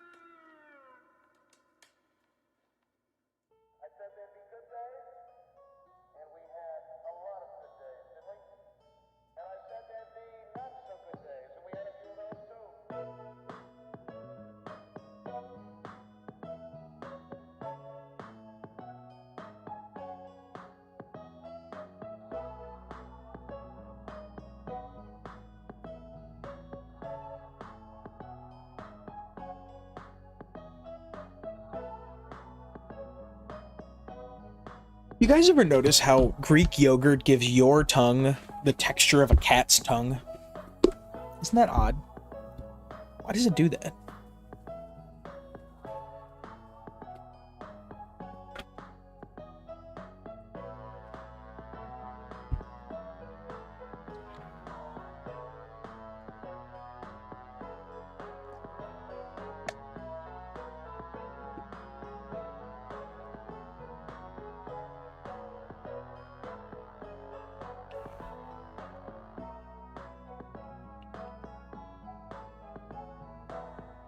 It 38 people want to do literally anything else. 38 people, 38% of chat hates this.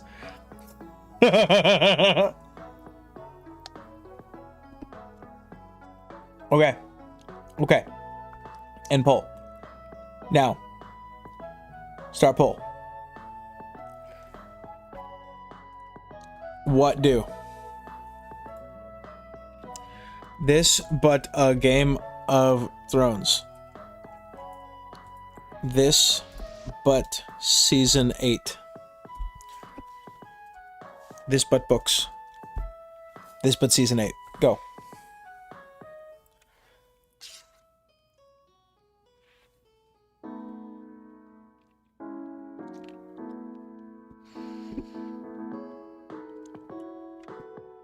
Really? Really? I'm genuinely surprised.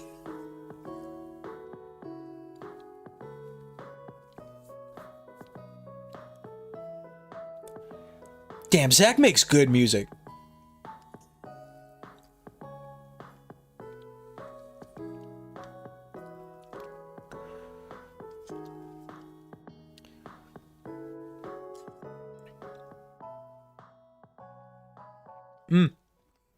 Must be the same 38% of people.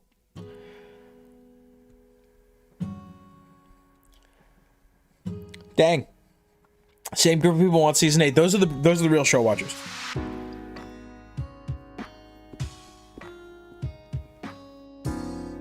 Oh, don't worry. Don't worry, Mayo. I would explain season 8. Oh, I've got it. I've got it down.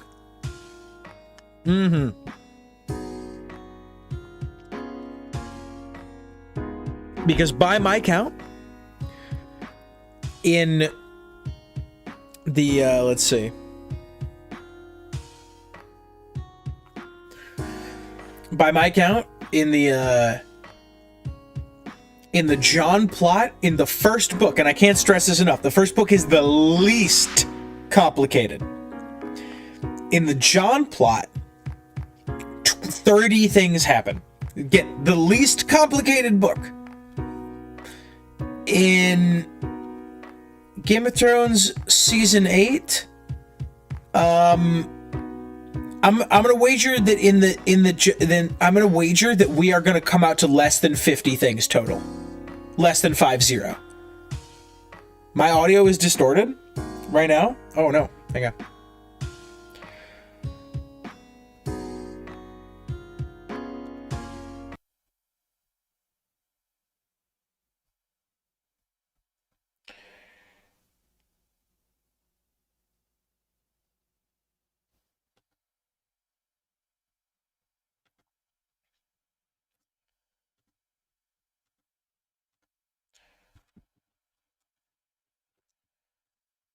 Testing. How's this? Are we doing any better? Does this feel any better? Does this feel all right? You freaking nerds? Sounds good? All right. Very nice. You guys, but you guys convinced me to come out earlier, so you do have to watch me eat the last couple bites of my Greek yogurt.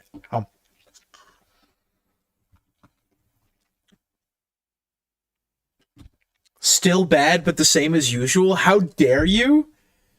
I got a real mic! Not fixed? Hang on, let me hear it from my end.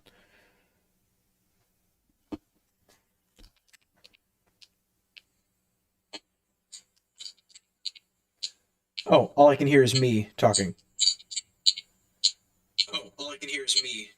Yeah, why is it all echoey? Let's see. Oh, that's why. There we go. That probably fixed it. Hopefully that fixed it anyway. Yes. How's that? Any better? Oh, all I can hear is me Yeah. Yep, it's that good? Perfect. Perfect. Fantastic. You all have to look at their instrumental screen. So you guys wanna stick on the books, huh? Okay, we'll stick on the books. Okay, list things that happen in Now the Daenerys plot is, hang on. 1, 2, 3, 4, 5, 6, 7, 8, 9, and 10, and 11. Oh.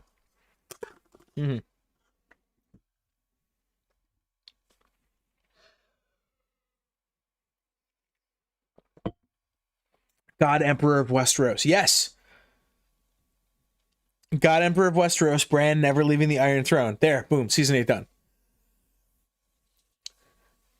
Now I have sustenance to fortify myself against the coming challenges. Okay. Is Gior giving long? No, yes, you're right. Gior convinces Jon to stay. Gior declares they are going on the Great Ranging. Gior gives Jon Longclaw. Longclaw. There we go. Okay, you know what? We're just gonna do that. We're just gonna do. I don't remember the Daenerys plot very well, is the problem.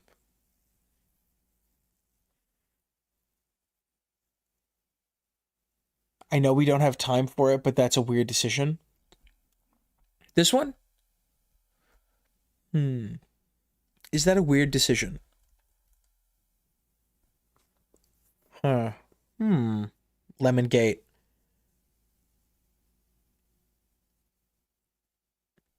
Let's do Cat. We could do Cat. We could do Bran. We could do Arya. We've actually gotten most of the plot beats for Arya out the way, so let's go ahead and arrange those. That's probably the way to do it. Arya takes dance lessons.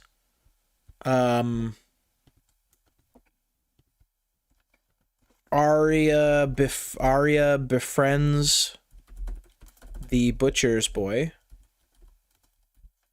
The butcher's boy dies. Yep, that's very true. The butcher boy dies and lady dies. Sansa lies about Joffrey's involvement in the butcher's boy's death.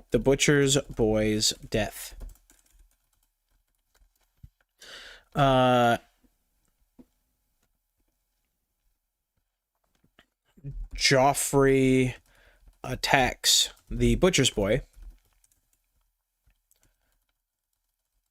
The butcher's boy and Nymeria attacks Joffrey.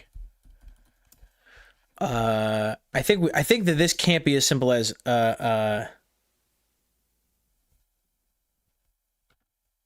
insert the there is like a trial, right? Is that I think, and then the butcher's boy dies at the hands of Sandor.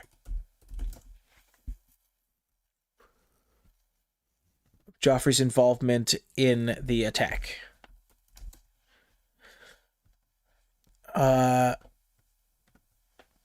Arya arrives at King's Landing.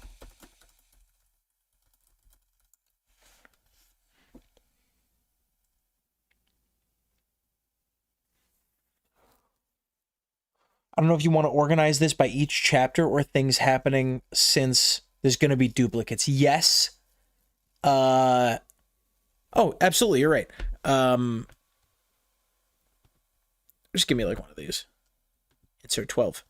Arya mocks Sansa with about needlework. No, it's Sansa. Sansa mocks Arya about needlework. Is that what happens? Arya gets a big puppy named for a Rhoynar warrior queen. Arya argues that Jon is her brother during needlepoint. Oh, right. And Arya argues that Jon is their brother. Nice. Nymeria tried, but Lady gets falsely executed. Mirrors Garrett and Ned and others. Stable Boy probably related to the Butcher's Boy. They both have the same last name. 7. Right, we already wrote down Arya sees a married couple. Yep.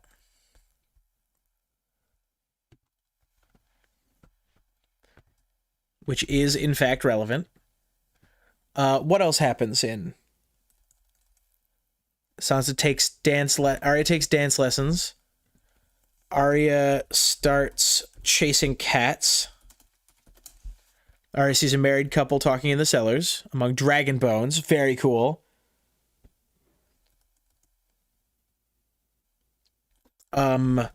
Arya, what is the name of that event? We gotta like come down here and be like, Ned tries a coup.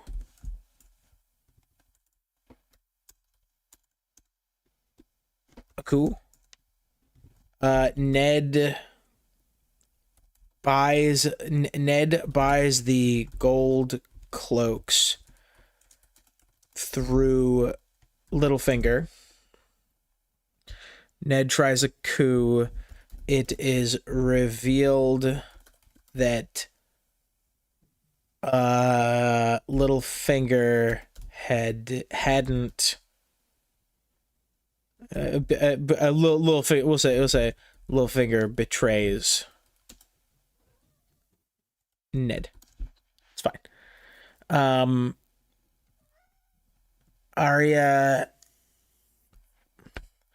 Arya escapes during Ned's coup attempt.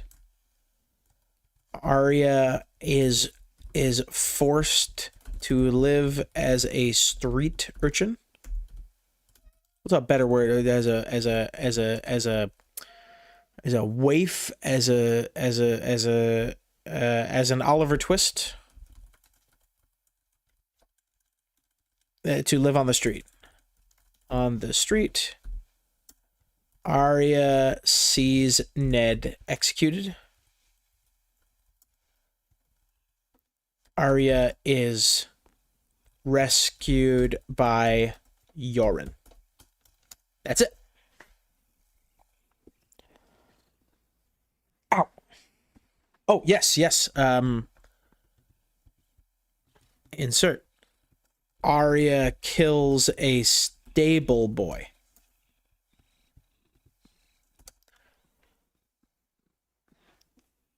Arya finds out that a pigeon is a whole meal. Arya's dancing instructor gets in a fight and presumably dies.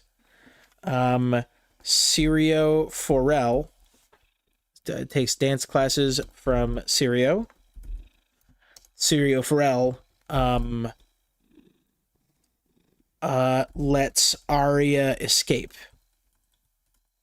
Syrio Forel, as their dance, Ned's coup happen. We'll say Syrio distracts the guards. Arya escapes. Cersei tries to seduce Ned, but he doesn't want it. Yes, we'll put that in Ned.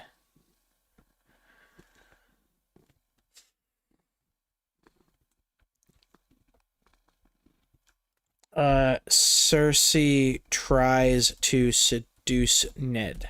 Right? I think that's a thing that happens for sure. If we're listing things that happen, 100%. Okay, I'm missing stuff in here. What am I missing in here? Am I not missing anything in here? Is that it? Maybe I'm not missing anything in here. Is that the end of the Arya plot? Is that the end of the Arya plot? Surely not. This isn't that hard. There's 34 people watching me list things that happen. Maybe I'm petty, but it has to matter that Arya prefers Braavosi water dancer to Barry the Bold, who goes on to serve Dany. Can this go in the description? I'm sorry, I'm not sure what you mean. Arya rejects Barristan the Bold's training. So it does like Ned offer to let Barristan teach her or something? Arya survives a bowl of brown. Is that it? Does anything happen? Like, see, this is what none of you people have read the books. She's at the execution, but she doesn't actually see it. That is true. Ned, Arya is at Ned's execution, but is prevented from seeing it.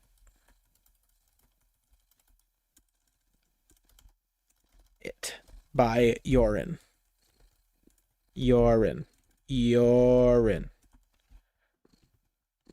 Arya and Yoren escape.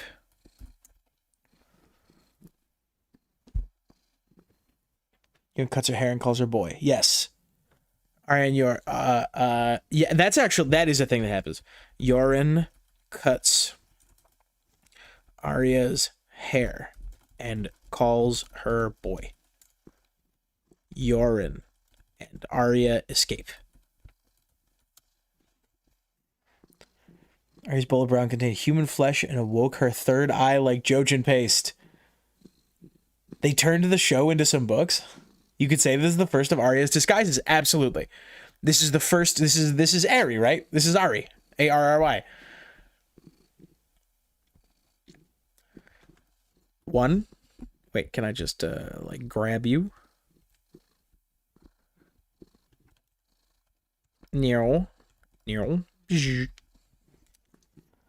Something about Barry being a symbol of the old guard, old ways. Dany takes him on to replace the wheel, not break it, while Arya seeks more meaningful change. I disagree, but I have thoughts about Daenerys Targaryen.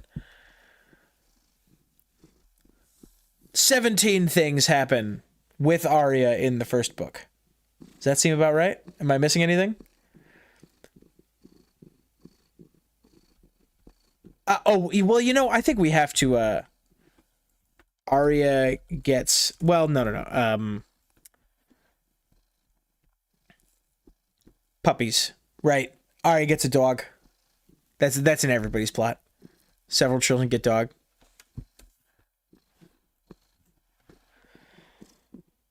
She's already Arya Underfoot and Arya Horseface pre-first book. Sure.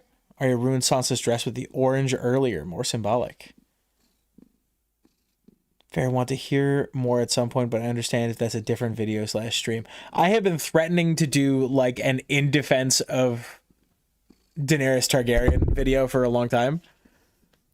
But it's such a divisive thing in the fandom. Like, there are people in the fandom who take it actually seriously. Right, who think that Dany is so stupid and so misguided and such a bad leader that she should be, that they like hate her. There's people in the fandom who hate Daenerys Targaryen, which is crazy. So I'll add it. Bonk. In defense of Daenerys Targaryen. Yeah.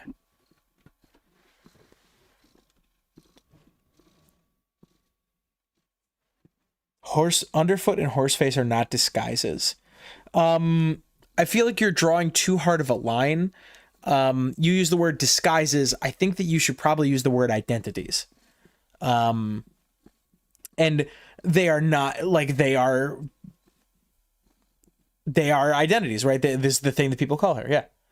I'd even defend Show Dany. Whoa, Bowen, calm down. She, whoa. They're part of Arya, though. Every one of these are part of Arya. Cat of the Canals is part of Arya. I think they are also representative of a loss of a sense of self, right? And not knowing who you are. Cat.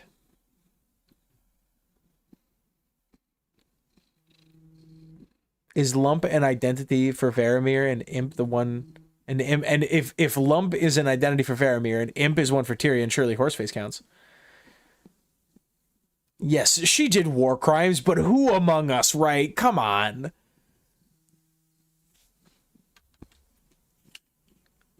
Good cat. Who's sending me like 5 texts?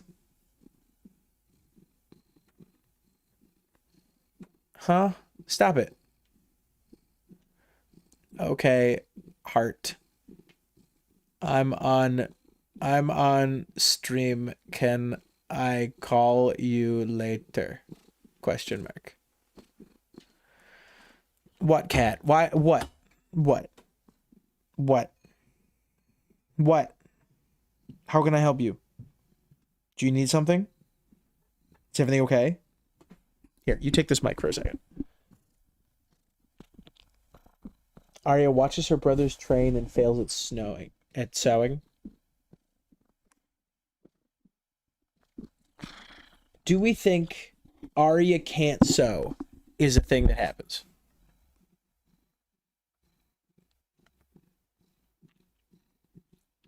Yeah, I guess it is. I guess right now we're at the argumentative phase where we all have to look at each other and think, have we gotten them all? Do we have that? No, we do not. No, we do not. That's a good one.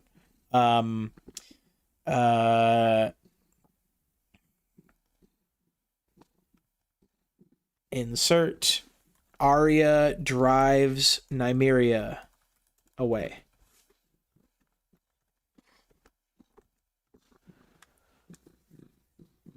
I'm on my way to work, just popping in to say hi and drop a like. Have a great stream. Thank you, Slinky. Have a great day. Everyone scream, have a great day at the top of your lungs. Not necessarily in chat, just in general.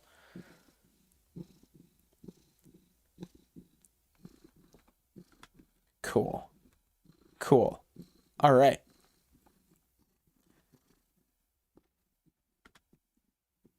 Okay, now are we at the point where I need to like crack open the wiki? I just finished watching the Marcella vid and I loved it. Thank you, Marnie. I appreciate you. I don't know why it's performing poorly. Like no one's watching the Marcella video and I don't know why. I thought everybody liked it. Have you got where she sees Ned lose his head? Yes, I do. Arya is at Ned's execution, but is prevented from seeing it by Yoren. I watched it twice. I don't know either. I know everyone I know loves Marcella. I thought that this was going to be one of those like extremely cool videos that everyone like, ooh, Marcella. What do you mean Marcella's not Marcella? I watched, commented, and did the share trick. Yes. The king bullies a Lannister by asking for a breastplate stretcher. I think that's show only, but I do love it. Okay, let's do Cat. What happens in Cat's story?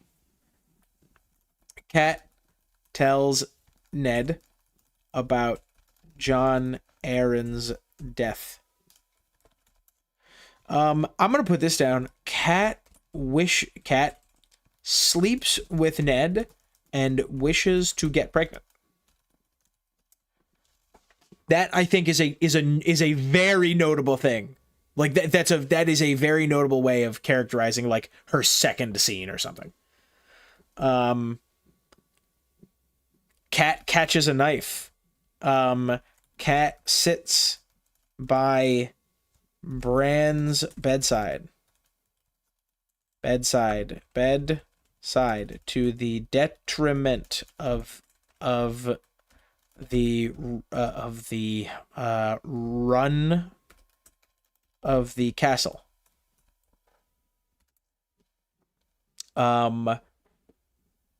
The library sets on fire. The cat's paw attacks.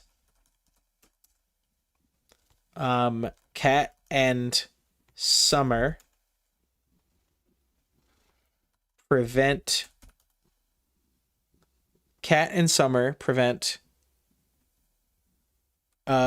protect Bran, and Cat's hands are horribly scarred. Right?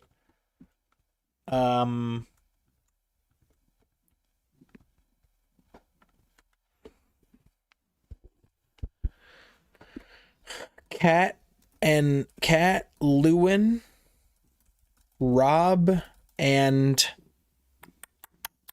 not Jory, Roderick try to find out more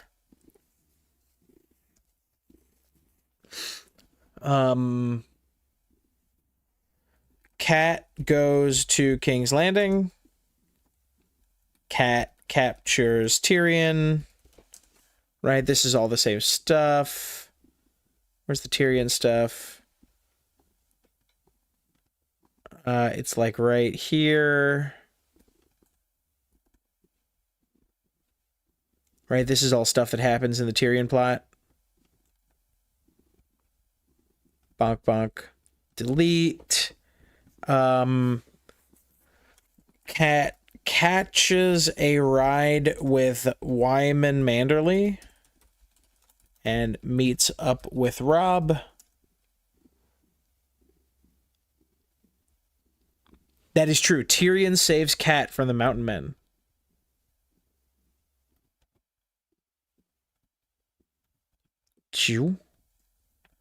Tyrion saves Cat from the Mountain Men. Yeah, we're going to take that. We're going to put that in Tyrion also. Beep, beep, beep, beep. There we go. Very nice. Keep it going. The mystery in the first book is so hard to explain to anyone who, like, isn't there. Cat meets with Littlefinger and Varys. That is true. Insert Cat meets with Littlefinger and Varys. Cat talks to Peter about the cat's paw. She learns that the dagger is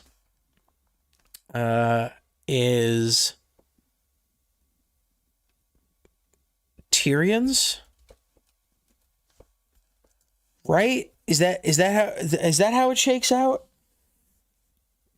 To meet her son Rob in the Riverlands. Yes. Cat catches Ryder and meets up with Rob. Damn, I also forgot about the Dany assassination attempt. Insert a wine cellar tries to kill Dany. Jorah is pardoned. Yes, right. Okay, yep. She learns the dagger is Tyrion's.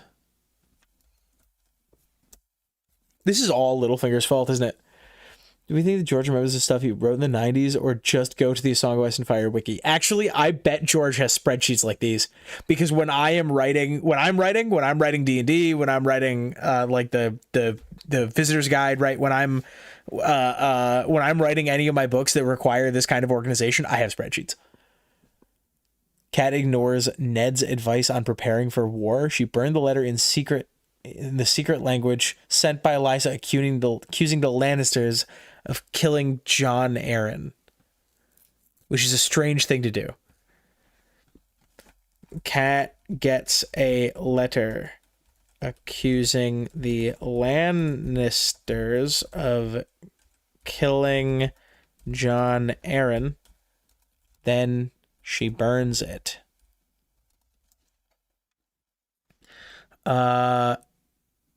Then Bran falls. Then do I got this right? Is this about right? Right, and then like somewhere in here, Cat encourages Ned to go to King's Landing. He asks Elio. Cat ignore. Yep. Is Tyrion's. Do we think? Yep. Cat gives Robb a crucial pep talk, turning him from an indecisive boy into a battle commander. Cat pep talks. I'm going to take that verbatim. Pep talks Robb, turning him from a scared kid into a battle commander. Ned reads a book and has a panic attack, realizing the king's children aren't in it. Yes, right. Ned learns that Ned interviews Pycelle, who repeats John Aaron's last words. The seed is strong.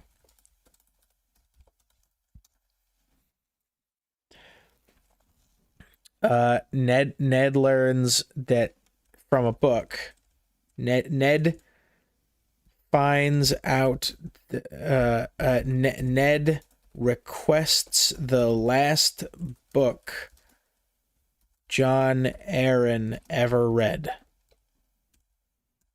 Ned finds out that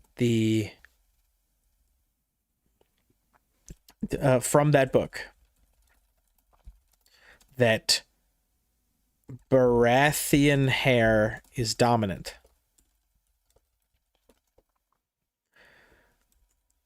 And so Tommen, Myrcella, and Joffrey are all bastards. Right. Ned confronts Cersei, right? This happens in the book, right? Ned confronts Cersei.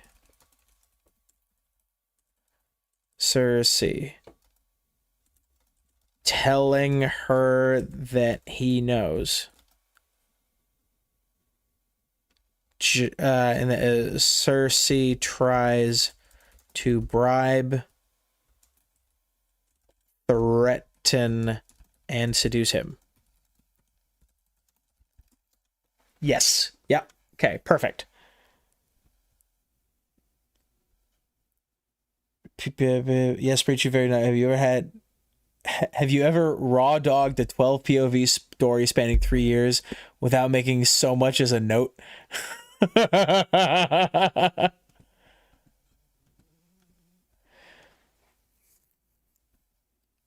Keeping that letter intact with Lewin for a future trial seems like a crucial skipped step. Time travel scar? Ooh, I like it. Time travel scars. Hang on, where are they? Time travel scar. Cat burns the letter from Lysa. Yes.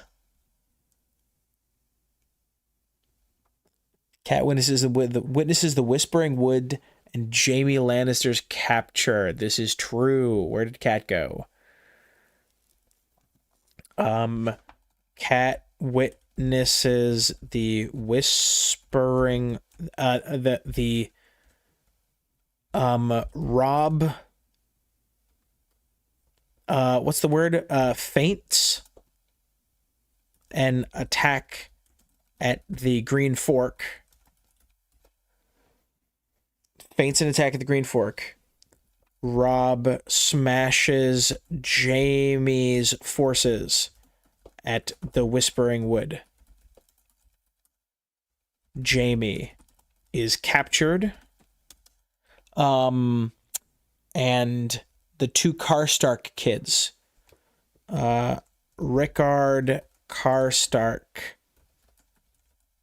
sons are killed.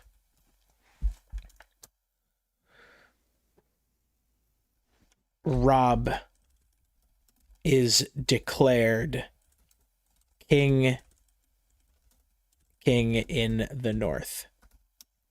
Yeah? Is that about it? Is that what happens? Did I miss anything? Cat's paw attacks. Cat goes to King's Landing.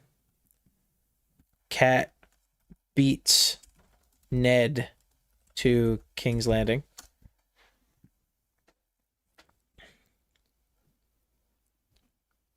Right? Is that about it? Did I get there? Cat lies about where she's taking Tyrion. Oh, yeah, that is pretty sick. Yeah. Catelyn declares that she's taking Tyrion to River Run, but actually goes to the Vale. Very cool scene. Ned solved the crime so hard he invented genetics. Cat poorly negotiates for the right to cross a river from one of her father's bannermen she doesn't like or trust. Yes. Is that before the Battle of the Whispering Wood? I think so. Cat negotiates a wedding pact for the use of the twins. We'll say Cat and Robb, because Robb does agree to it. Arya is chasing cats while Sansa is at the hands tourney. Will that come back up? Yes, the hands tourney is like a whole big thing.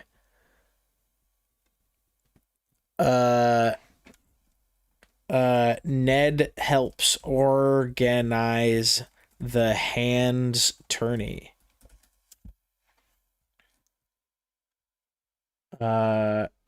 Loras, yep, this happens.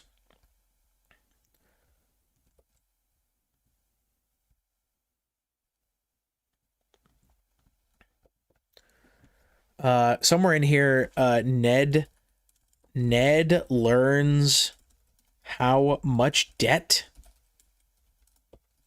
the kingdom is in. Right, that happens somewhere. Cat wishes Theon took Karstark's place in the Whispering Wood.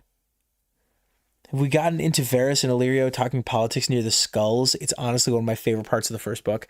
Yes, we have that. Yep, right here.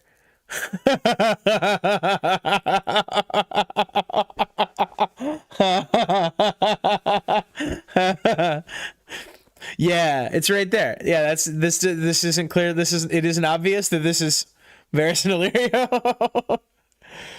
Arya chasing cats when the Hound fights the Mountain. Holy guacamole, Clegane Bowl with the glass candle is so happening. Calm down.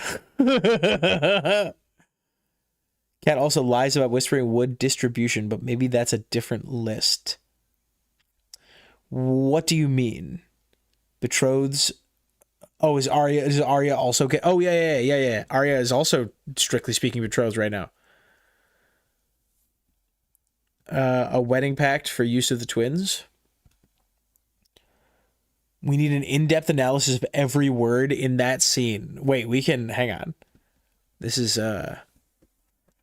Illyrio and Varys in the tunnels.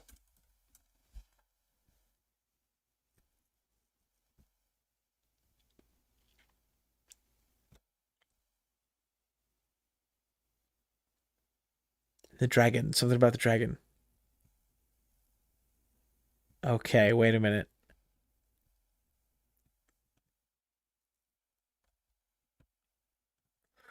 Where is that passage? Where is that passage?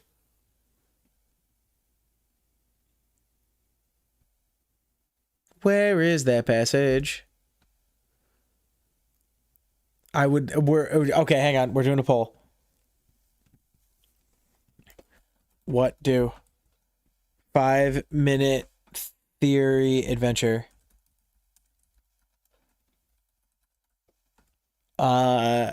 No, stay the course.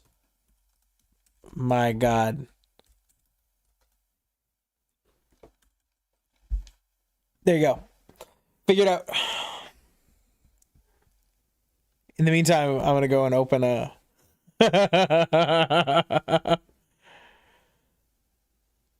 No, Weird South the Neck is false. Larry calls Varys a wizard. Varys is cool with it.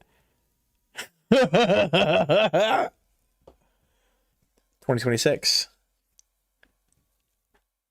There we go. Up. Up. There we go.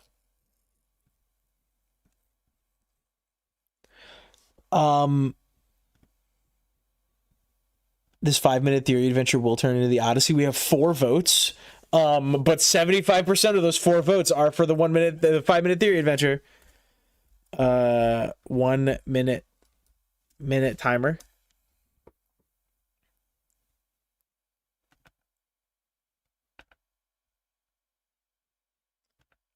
Get your votes in. Oh, ignore that. Ignore that. That's nothing. That's nothing. Don't stress about that.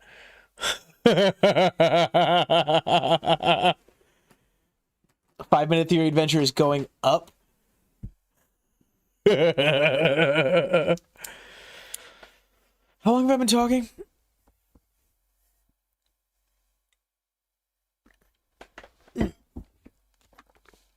Oh.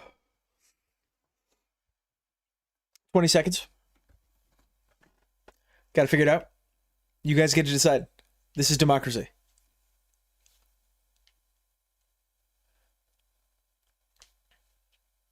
This channel has 4,875 subscribers.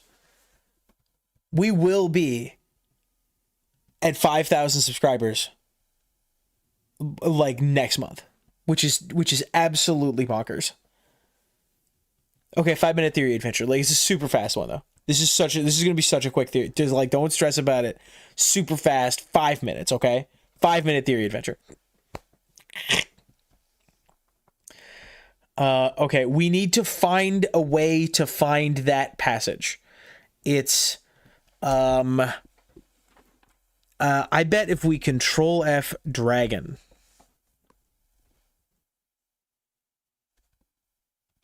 We Control F dragon, I bet that'll get us there. That appears 236 times. We probably can't do that. Thank you for your patronage. Early 5K subscriber celebration. Thank you, Mayo. 2 players. No, I do not have a PDF. Why? I don't know why you would think that I do, and I don't. And I am upset with this insinuation. Okay.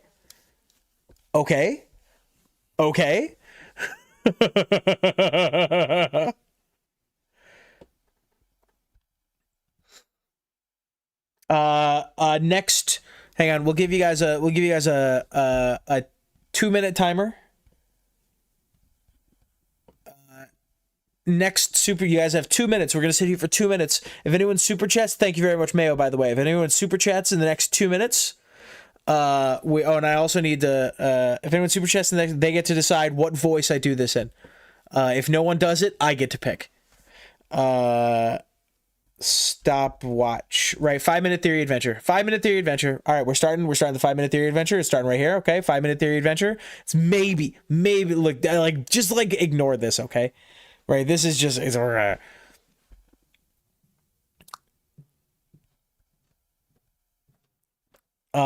is this is for this 5-minute theory adventure.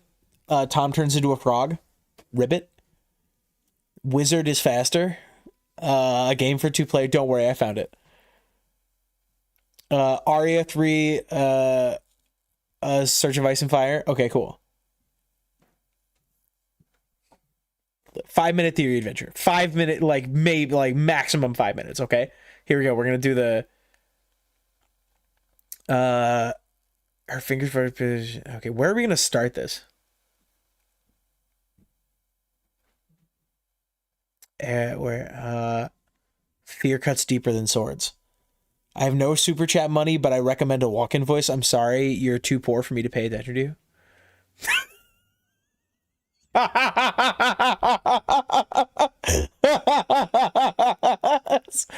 Oh, that didn't feel good.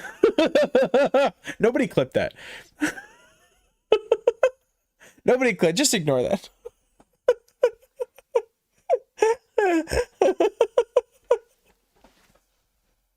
Stone's sake, I'm glad you're here. Thank you for being here. I'm glad you're here and I appreciate you.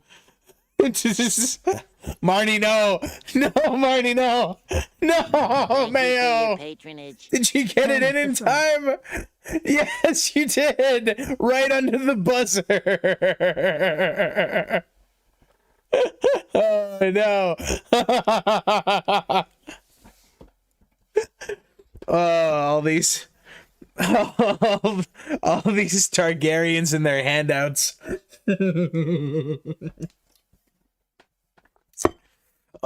Stone Snake, thank you for being here. Okay, all right, I can do Kermit the Frog.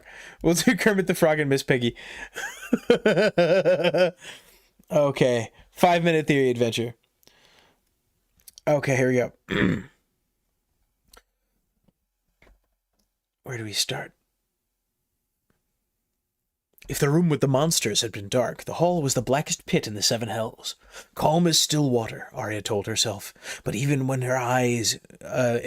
she gave her eyes a moment to adjust, there was nothing to see but the vague gray outline of the door she had just come through. She wiggled her fingers in front of her face. She felt the air move, but saw nothing. She was blind. Ooh. A water dancer sees with all her senses, she reminded herself. She closed her eyes. She steadied her breathing. 1, 2, 3. Drank in the quiet, reached out with her hands. Her fingers brushed against rough, unfinished stone to her left. She followed the wall, her hand skimming along the surface, taking small, gliding steps through the darkness. All halls lead somewhere. Where there's a way in, there's a way out. Fear cuts deeper than swords. Arya would not be afraid. It seemed as if she had been walking a long ways when the wall ended abruptly, and a draft of cold air blew past her cheek. Loose hairs stirred faintly against her skin. From somewhere far below, she heard noises. The scrape of boots, the distant sound of voices. A flickering light brushed the wall ever so faintly, and she saw that she stood at the top of a great black well, a shaft perhaps 20 feet across, plunging deep into the earth. Huge stones had been set into the curving walls as steps, circling down and down, dark as steps to hell that old Nan used to tell them of, and something was coming up out of the darkness, out of the bowels of the earth. Arya peered over the edge and felt the black breath on her face. Far below, she saw the light of a single torch. Small as the flame of a candle. 2 men, she made out. Their shadows writhed against the sides of the well, tall as giants. She could hear their voices, echoing up the shaft.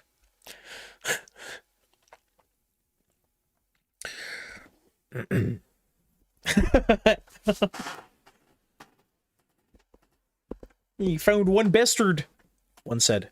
"The rest will come soon. A day, 2 days, a fortnight.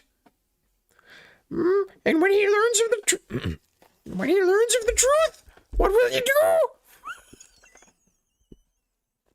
A second voice asked in the liquid accents of the free cities. "The gods alone know. I am Kermit the Frog. The gods alone know," the first voice said. Arya could see a wisp of gray smoke drifting off the torch, writhing as like a snake as it rose. "The fools tried to kill his son. And what's worse, they made a murderous farce of it. He's not a man to put that aside. I warn you, the wolf and the lion will be at each other's throats soon enough, whether we will it or no. Yeah. Too soon, Kermit," the voice with the accent complained. "What good is war now? We are not ready. We must delay." Oh, this goes on for so long. What, cat?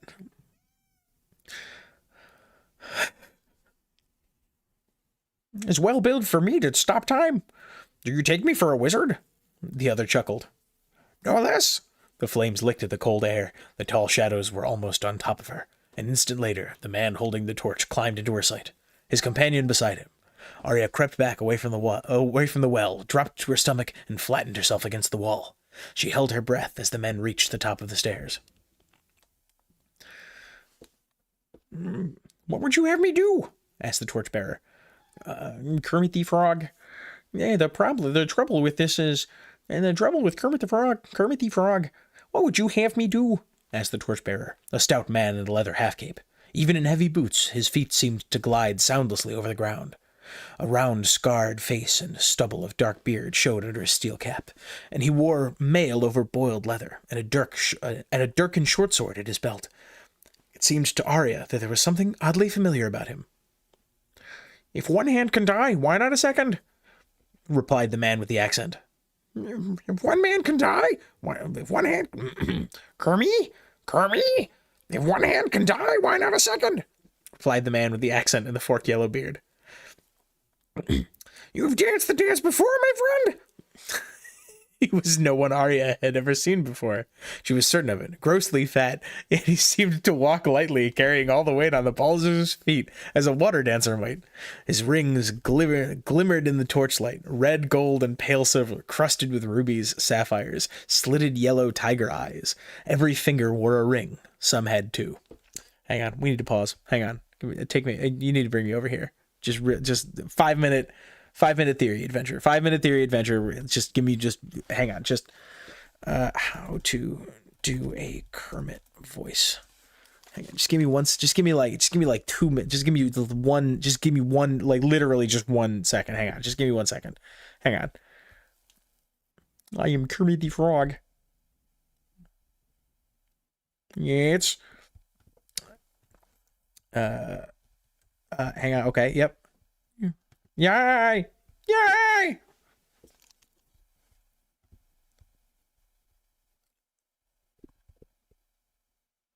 Okay. Yep. It's forward down here. Yeah, there it is. It's down on this side. Yeah, there it is.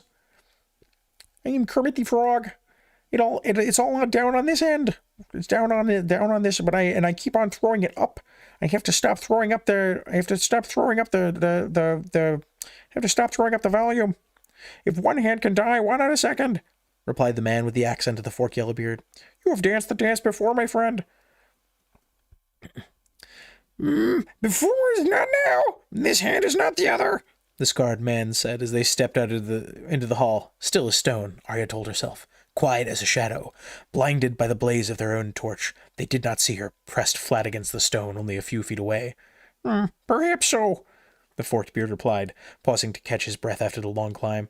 Nonetheless, we must have time. The princess is with child. The Khal did not bestir himself until his son will not bestir himself until his son is born. You know how they are, these savages.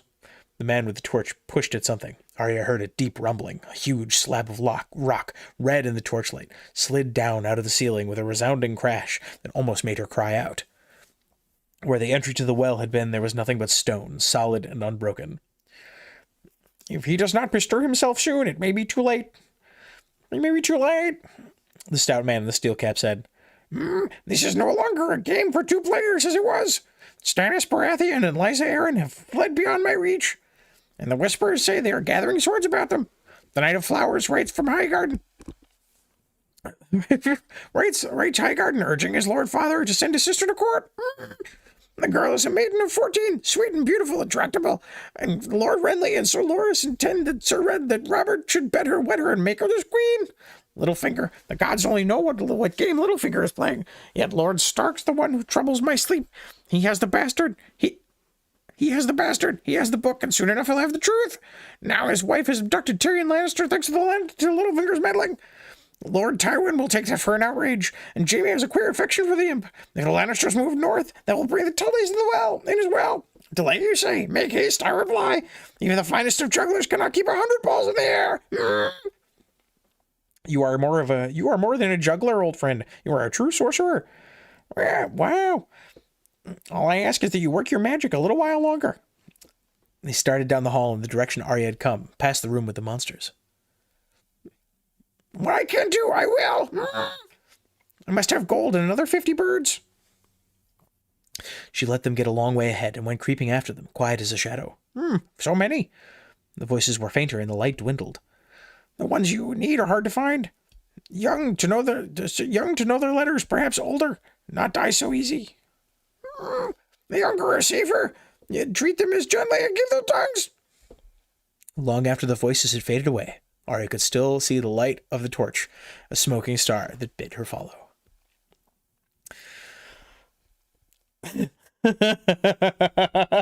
You're going, Yoda! Pull up!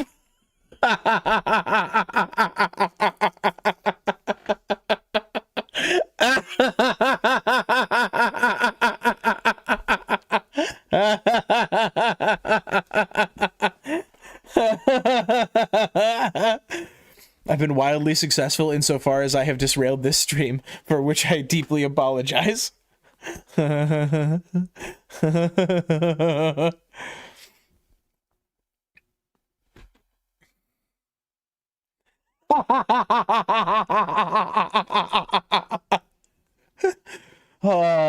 Oh my god, thank you, Mayo. I would do this. I would do this all day. Side quest on this channel go crazy. Oh, we're still in the side quest. We were told Illyria was a water dancer. Arya is always correct. Did Syria come to King's Landing so he could teach Arya to identify fellow water dancer Illyrio and Varys? Tractable? Yuck. I agree wholeheartedly with that statement. How's the stream going? I've been running errands, says Chables. Scrub back about 5 minutes. You're gonna like it. Okay, now let's actually analyze what we just did. Found one bastard, the rest will come. 2 days, maybe a fortnight. And learns the truth. What will he do? The gods alone know. The fools tried to kill his son. Now this is interesting because that means that the individuals in this room do not know who tried to kill Bran. They do not know. So it is definitely not Varys or Illyrio.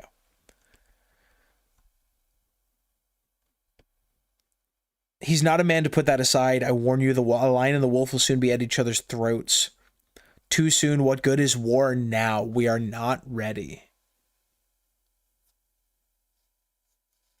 I mean, bad news bears, guys. The war happens. As well bid me stop time. Do you take me for a wizard? No, what would you have me do? One hand can die, why not a second? You have danced the dance before.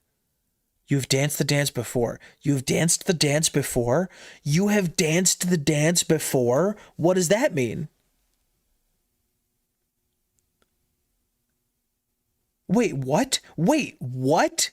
Wait a minute. If one hand can die, why not a second? You have danced the dance before. And then Varys replies, before is not now. This hand is not the other.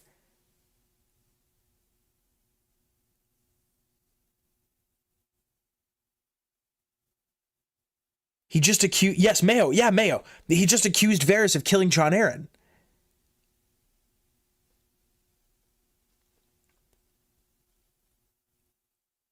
John Con? John Con? What do you mean, John Con? John Greenwood has a great analysis of this, if I recall correctly. Honestly, I think that Varys conspired to have one of Aerys' hands killed. No other hand dies mysteriously at any time recently. Who did Varys kill? Which hand did Varys kill? What does that mean? That's crazy.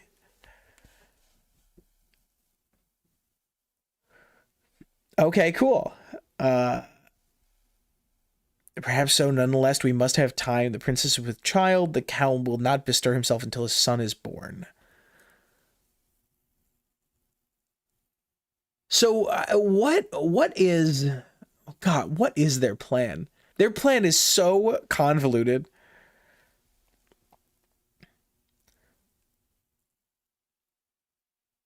If he does not bestir himself soon, it may be too late. This is no longer a game for two players, if it ever was. Stannis Baratheon and Lysa Arryn have fled beyond my reach, and the whispers say they are growing swords about them. They are gathering swords about them. The Knight of Flowers writes Highgarden, urging his Lord Father to send his sister to court.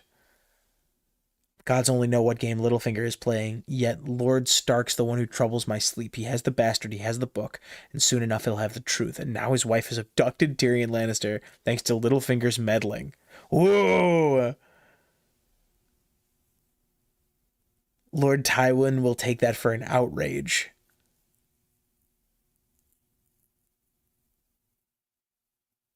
If the Lannisters move north,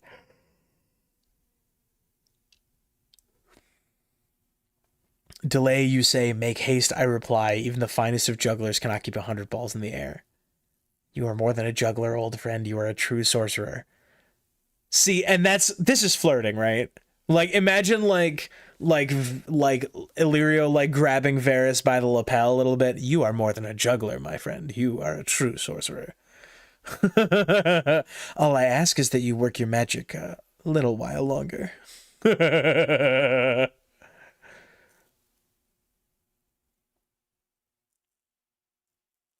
This implies that that Illyrio personally is sourcing Varys's little birds, which is not something that I was aware of.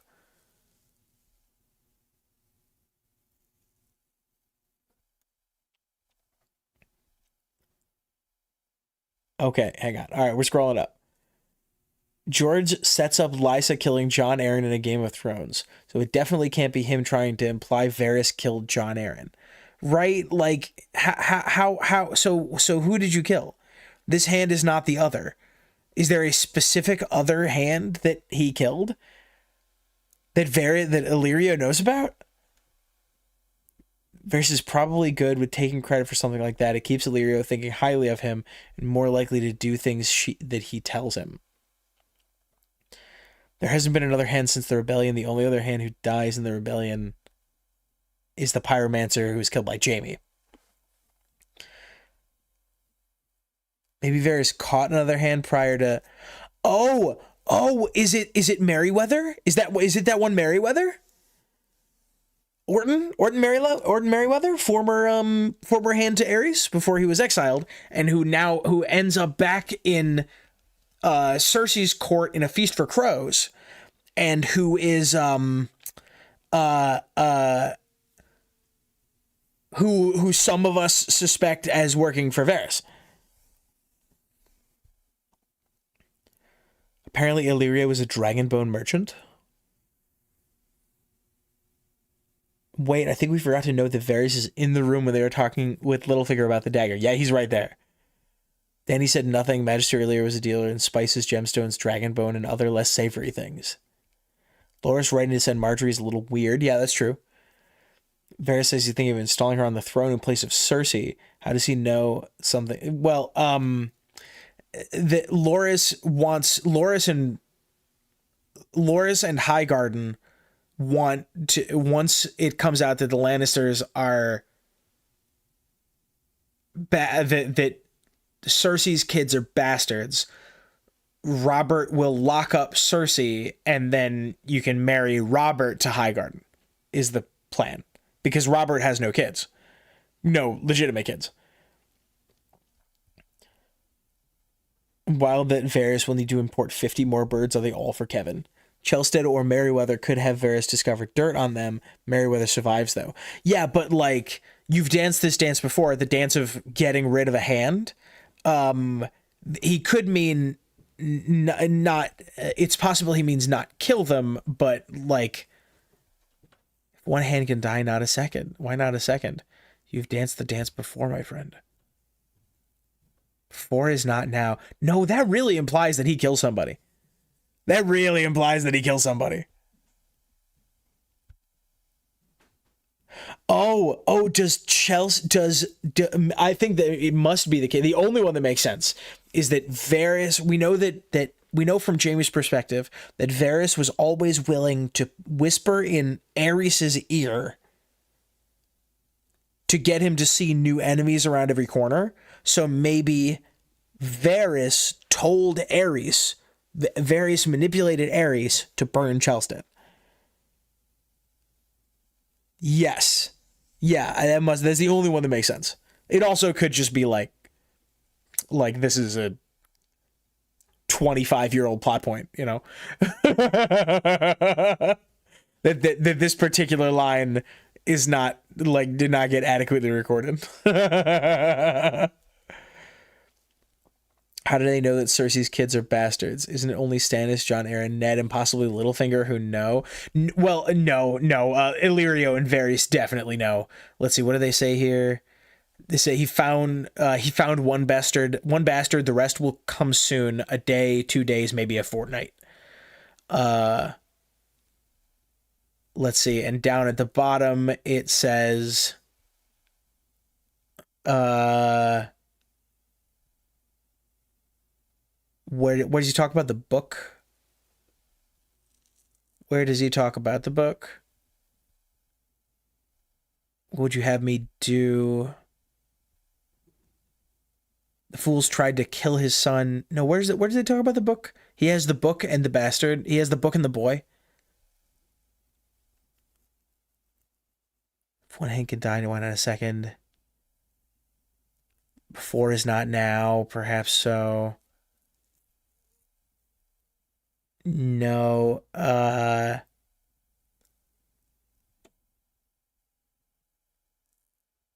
Yeah, I missed it. The fools, I believe, the fools he's referring to are the Lannisters, who sent an assassin to kill Bran. That's the cat's paw that they're referring to.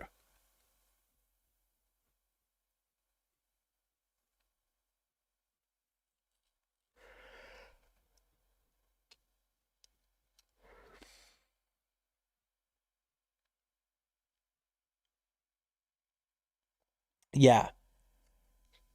Doesn't Varys know they didn't do it? It appears not. Yes, this is the 5-minute theory adventure. Yeah, this is the 5-minute theory adventure. We're on track, actually. We're doing, yeah. The other hand was old. Varys and Littlefinger could be working together. They definitely seem to be in Game of Thrones. They both meet Cat, which is kind of weird. Yeah, they must be on the same page. Yeah, maybe Littlefinger and Varys together cooked up the plan to kill Jon Arryn. But then that implies a lot of stuff. I will make this its own. Yeah, this is a great Y episode.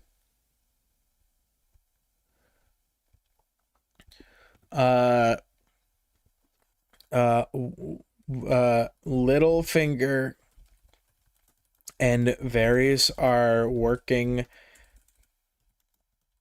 together, I guess? Question mark, question mark. Let's pull this straight out of the book. If one hand can die, why not a second? You have danced this dance before, my friend. Before is not now, and this hand is not the other.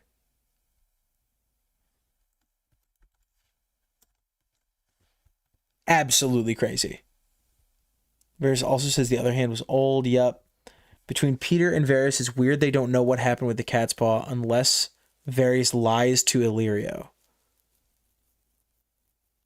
Well, no, it isn't weird that they don't know that. They have a level of confidence that I think is unreasonable. Or maybe they're referring to them pushing Bran out the window.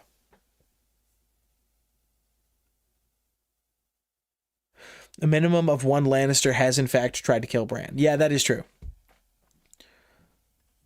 If Varys faked his own death and took on a second identity to cement his legitimacy, that would literally be him dancing a dance. What are you talking about? They're not Bloodraven, they're regular dudes, I think. Huh. Alright, this has been our 5-minute theory adventure. We gotta get back. We gotta get back. We gotta get back. Good job, everybody. Good job. Nice. No, well done. Yes, leave. Thank you.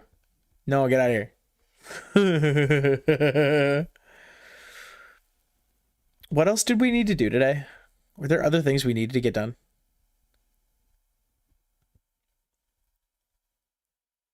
5-hour stream, no distractions. I did want to... Oh, yeah, let's do some Family Feud questions real fast. Hang on. Let me go over here. I need a break. I need a break from critical analysis for a minute. Hang on. Forms.google.com, please.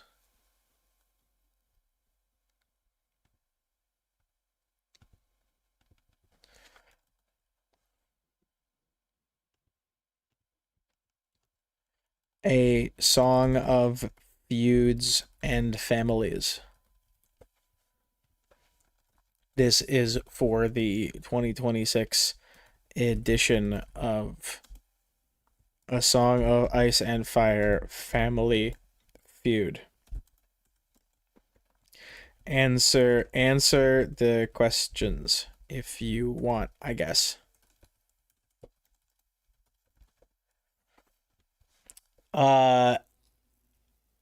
Name something that starts with pork. Upine.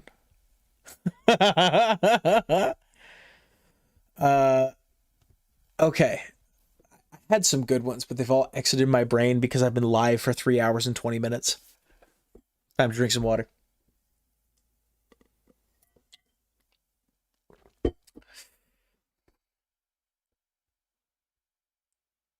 Who's the best knight in Westeros history? Please give me a short answer. Give me a paragraph, it's fine. Who is the best... No, we should do this on... We should do this over here. It's just going to be easier to see. Question. Who is the best knight? Which character would you most likely invite to a board game night? Right? Something like that. Something like that. Taking questions from chat. If Arya actually made an ordered list to kill people, who do you think would appear at the #1 spot? I do not know. Many fans like me speculate Varys is in the north at the start of a Game of Thrones. He may be a rider who gives mail. He may be the rider who gives mail to Ned and Robert from himself.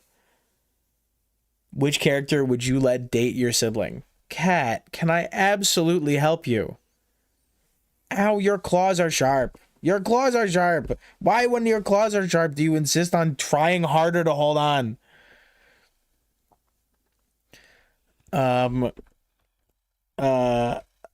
Which character would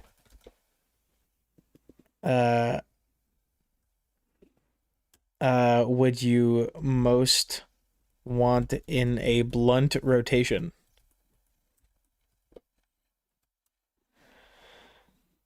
Name something you wouldn't want in your castle. No, not quite.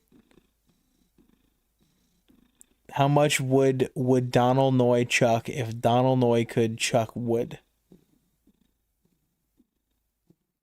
Out of the 9 regions of Westeros, which one would you not want to live in?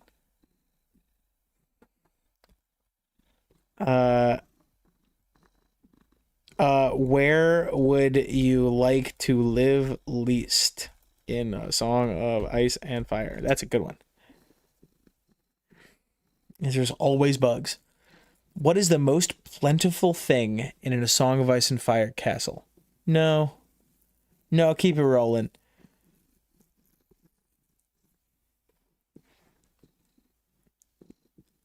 Keep it rolling. What's like, hang on, let's Family Feud questions.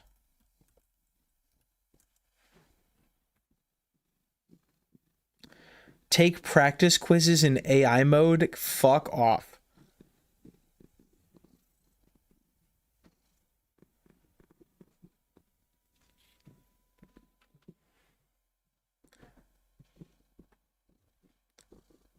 Oh, how about fill in the blanks. The what the no, I wanted to be like the blank of blank. The blank with blank. Which abandoned fortress on the wall would you live in? Name a castle on the wall.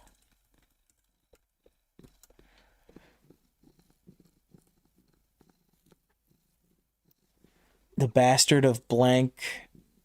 Bobby B's favorite partner. Name a bastard. Name a direwolf. There's only a handful.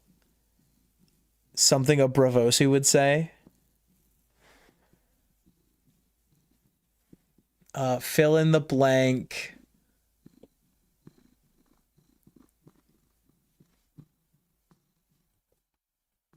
How about name your favorite house words?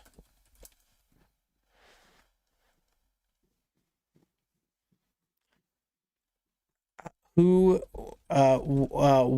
is Jon Snow's favorite Pokemon? Don't post answers in chat. Keep your answers inside your brain. Which Targaryen ruler would you most like to live under? Too narrow. There's only like 8.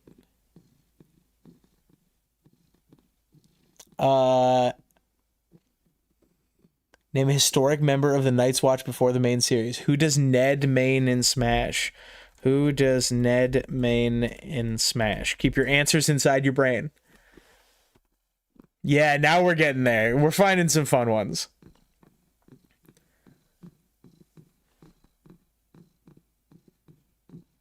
I'm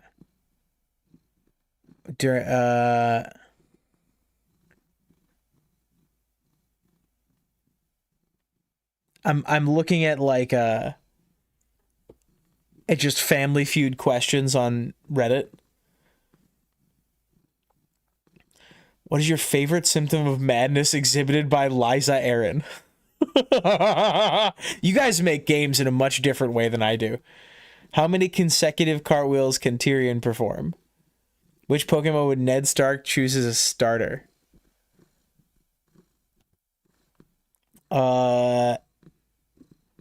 You're right. We can't do Jon Snow. Because if we do Jon Snow, we're going to get... No, that's kind of a hard one. It's kind of a hard one. No, I'm keeping it. I'm keeping it. It's good. How many consecutive cartwheels? How about, what do you think of name a boat? Name a boat.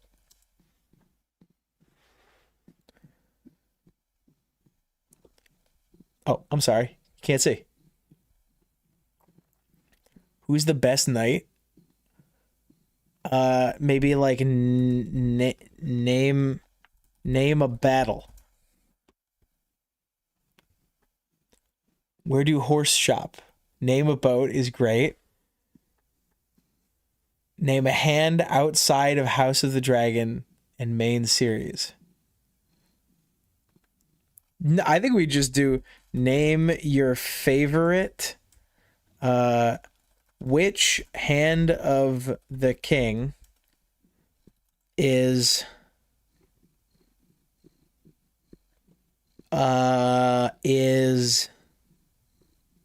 coolest? Who is the worst? No, I'm not doing worst. Who is the best parent in A Song of Ice and Fire? How much gold does a Valyrian steel sword cost? Name a woman.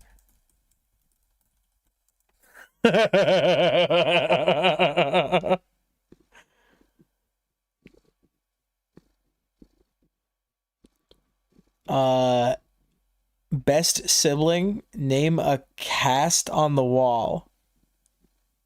Name a cast on the wall. Oh, do I? Wait, hang on. Name a cast on the wall. There we go. What would Bran Stark's tax policy be? Wait a minute. In 5 words or less, describe King Bran's tax policy.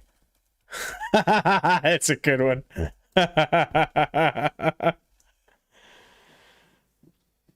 Which wildling tribe would you most like to join? Best economist in A Song of Ice and Fire.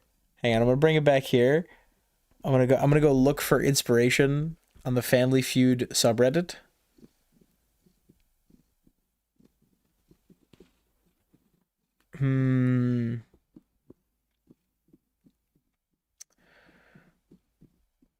How about like which A Song of Ice and Fire character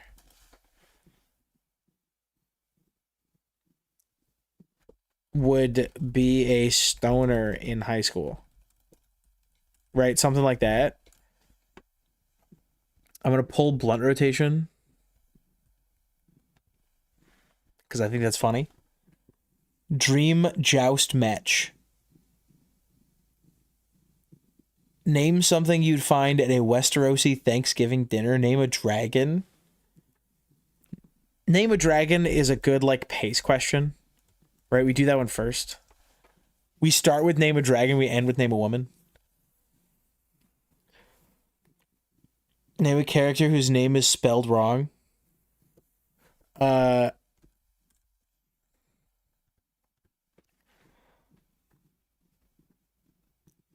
Name a fake Westerosi themed holiday.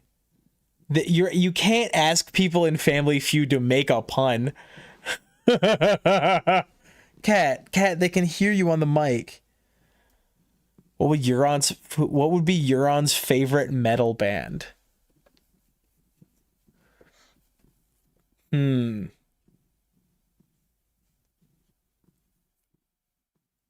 Which house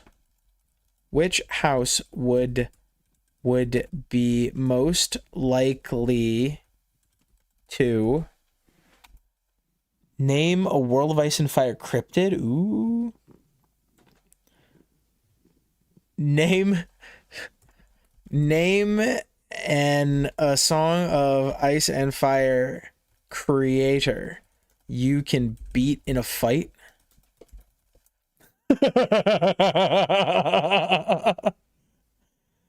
Name an untrue theory that's good. That's a good one. Yeah.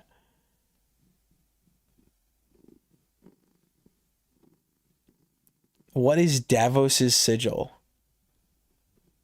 Name a horse. We did name a horse last time.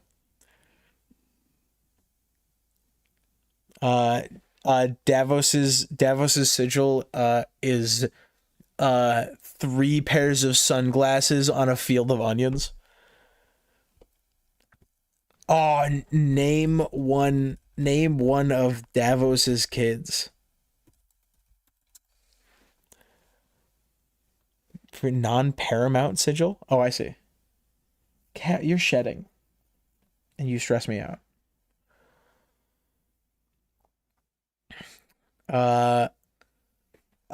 Which god in A Song of Ice and Fire would... These are good formats, right? Like, which house would be most likely to name a religion / belief system? Where in the world is a Shara Dane? Where in the like? How about like what's a Shara Dane up to? Name the best fake Azora High.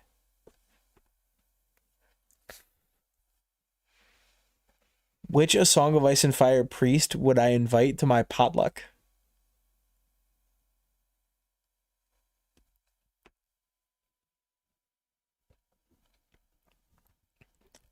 Weren't you scheduled for 6? Did I schedule the thing wrong again?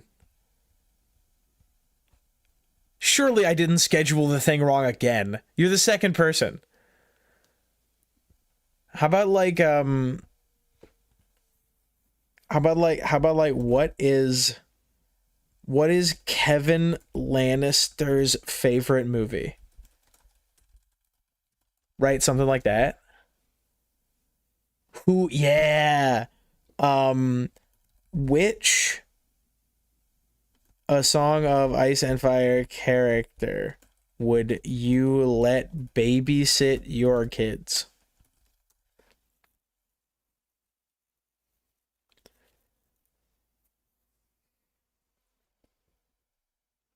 Name a wise master.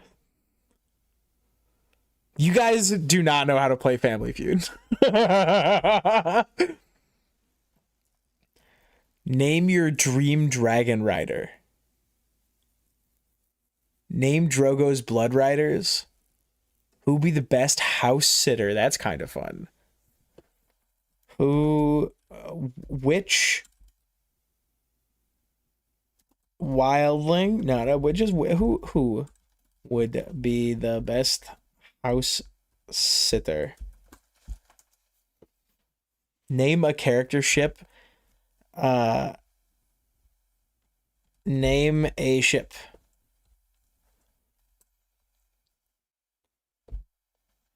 Name your OTP. For some reason, I've spent 2 minutes trying to craft a question about John Wick being a faceless man and how that would affect the story. Category idea: things dragons would do. You are presented with a thing that a dragon can do, and you have to guess which dragon would do it. I have no problem with this, but this is a different game. You guys are pitching different games.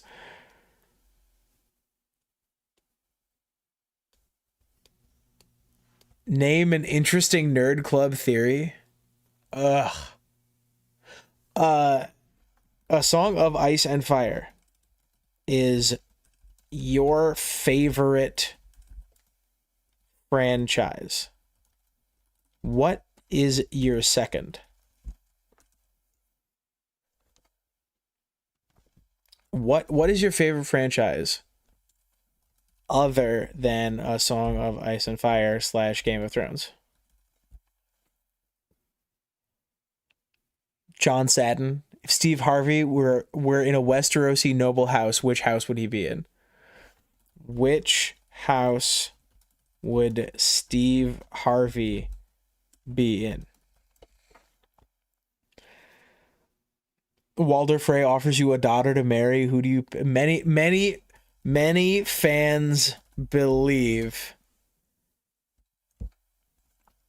oh yeah, okay, here we go. Fill in the blank.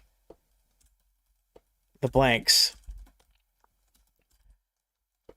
Many fans believe blank is blank.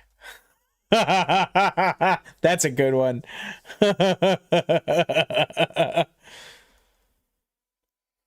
Name an interesting nerd club opening bit that starts the wrong video.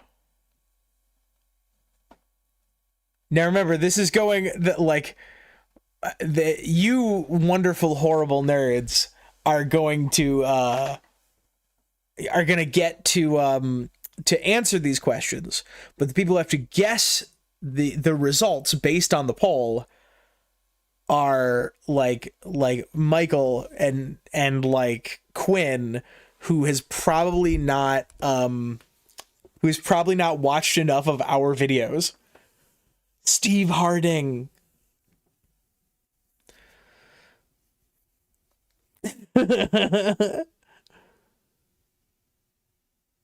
Jamie Brienne works better as an exchange of platonic respect. The show writers didn't get it. You're telling me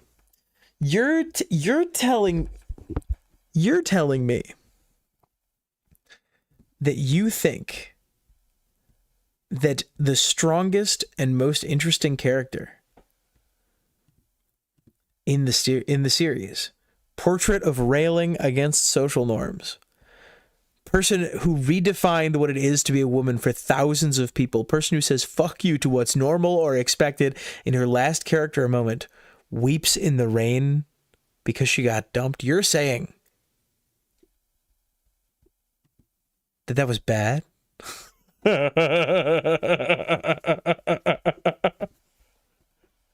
Anyway.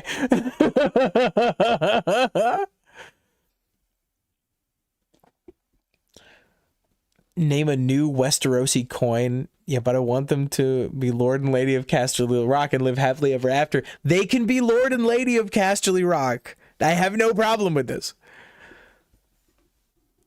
Most and oh, okay. Yeah, that's probably the better way to go. Name which A Song of Ice and Fire creator is funniest. There it is. Name a non Song of Ice and Fire creator that you consume a lot. Let's say name your favorite. A Song of Ice and Fire creator.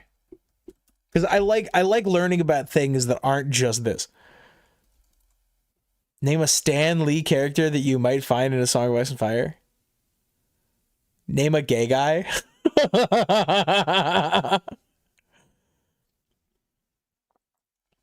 Name a new Westerosi coin.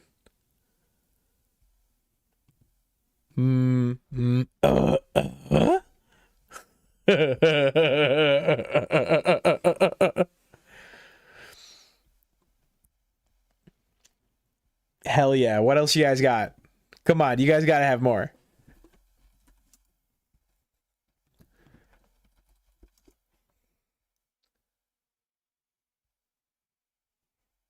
Let's see. Do I have more? Do I have more? Do I have the old ones?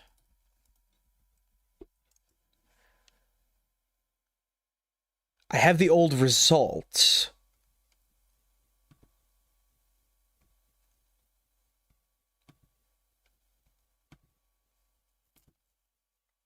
Oh, hell yeah. We did this in February of 2024.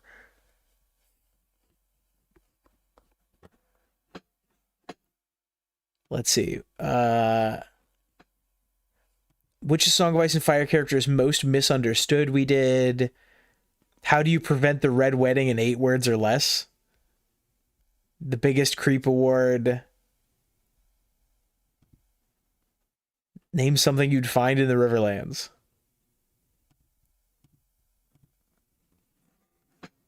Name a tinfoil theory you actually believe in. The best death fake out. Bring me over here. Bring me back to this one. Do I have more over here is the question.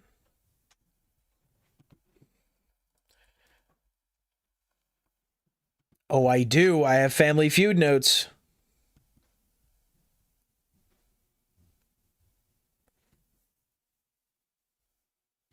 Oh, these are the... I see.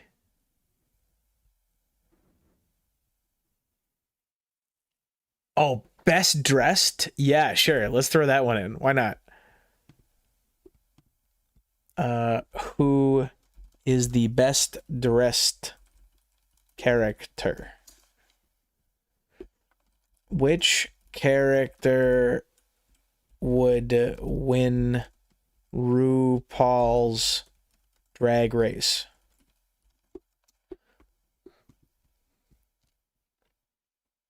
Oh, where'd they go? Oh, right. Next one. Yeah, there we go.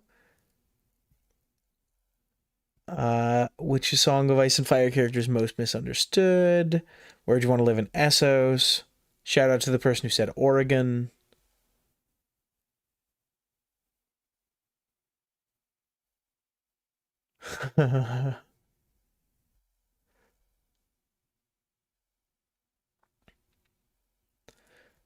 Oh, and of course, we've had this before. What do we say in the outro?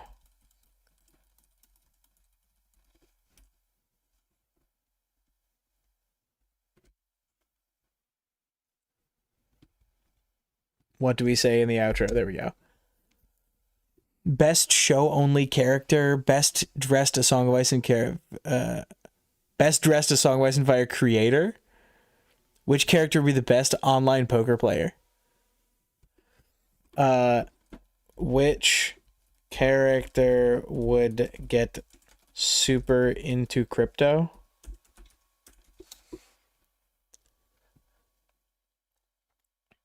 Which weird organization would you most want to join?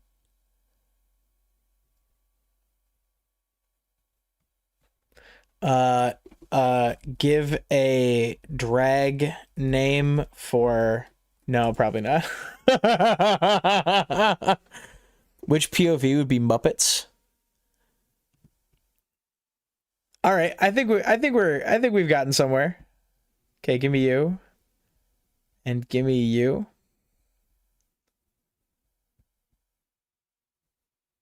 And bring it back over here. And then we bring back over here.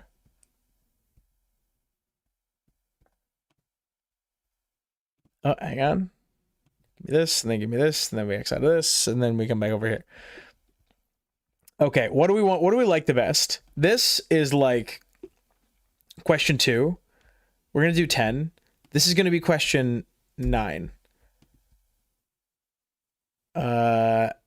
Let's see. This is like question 3. Name a dragon is number 1, I think. Name an untrue theory. That's pretty good. Name one of Davos's kids. Honestly, probably not. This has nothing in it. Kevin Lester's favorite movie is funny, but probably not. This is hilarious. This is like number 8. No, this might be number 2. Yeah. This is number 8 and this is number 2. Which is Song of Ice and Fire creator is funniest? That's, I mean, which is Song of Ice and character and creators are on my dream football team? Human Ned and Tywin surrounded by Muppets. Not a Song of Ice and Fire character can be an early question. Name someone you'd share a drink with.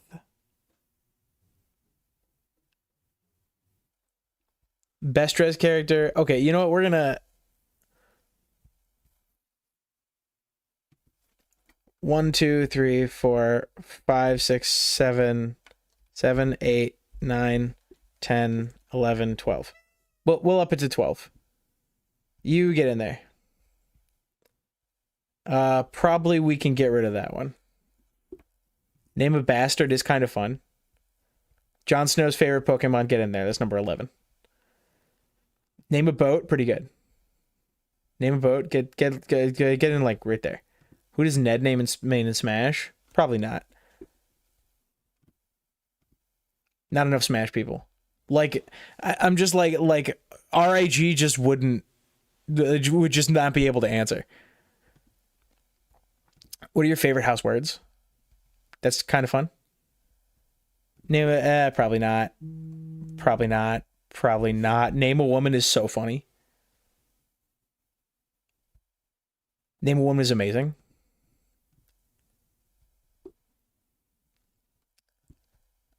In 5 words or less, describe King Bran's tap. Probably not. Probably not. Name a dragon, I think, is probably the that's probably the lead question. Bonk. We probably don't do that one. Untrue theory is very good.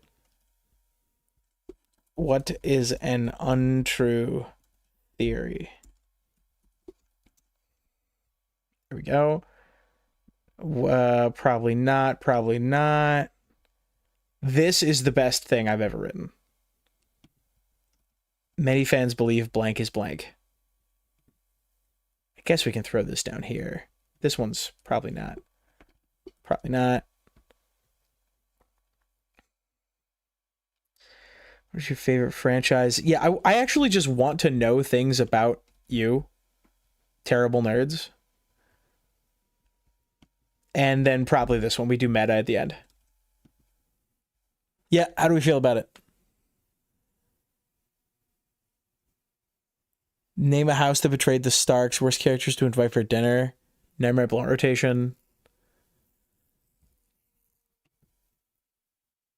Who would be the best? Yeah, okay, yep. We're subbing this one in for either Boat or Bastard. I think we sub it in for Bastard. We can also just do 13. No one's stopping us.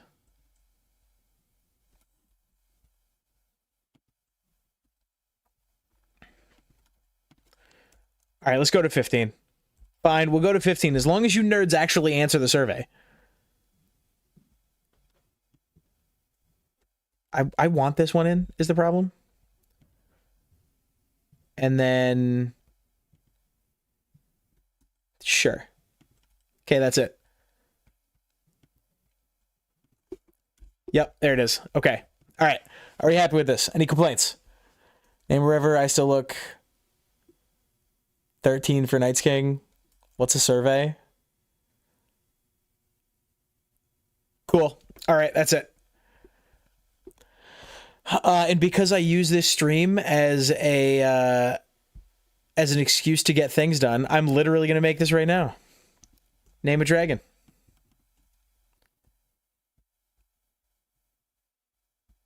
Hello?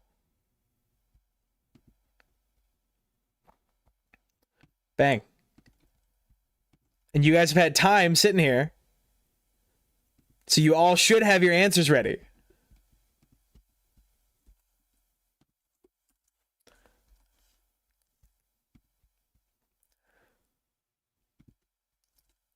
There we go. Where would you least like to live?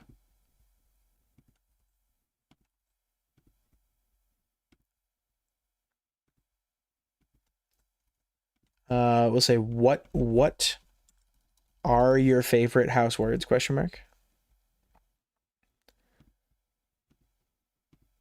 I really should not be making this. Name a bastard.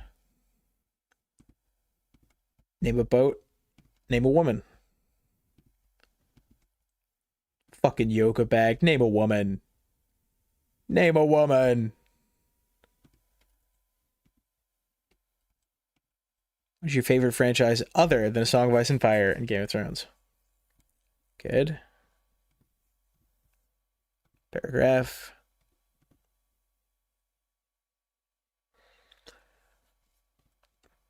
Which character would you most like to invite to a board game night?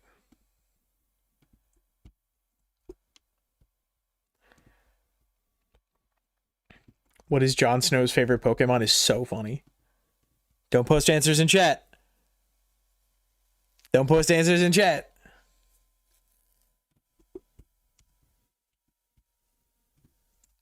Don't do it. Don't post answers in chat.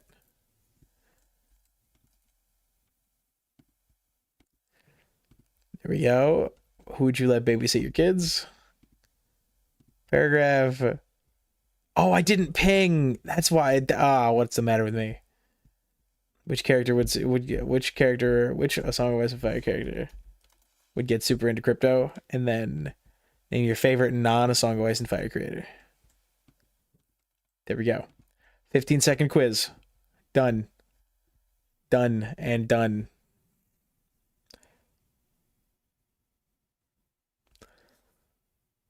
Publish. Publish. Shorten. Copy. Bang.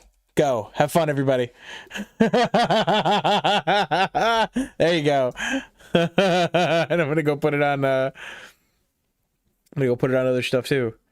There we go. Perfect.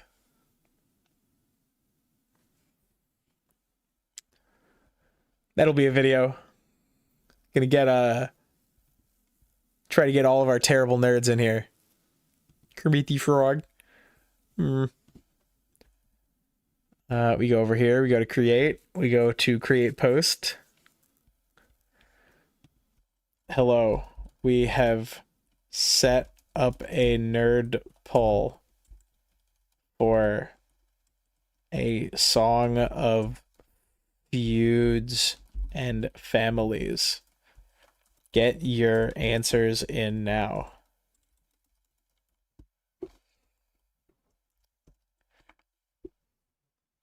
Post. Done. Oh, let's see how this thing's doing. We hit 5,000 subscribers very soon. This is madness. We reserve the right to completely ignore these poll results. Ooh! Oh my goodness, no! No! Season 8 is winning! No! Name something that would happen if the Whitewater started a band. Is anyone else unable to get the link to work? You do need a Google account to be able to get Google Forms to work. So if you do not have a Google account or aren't signed into it, it may just not work for you. Sorry about that.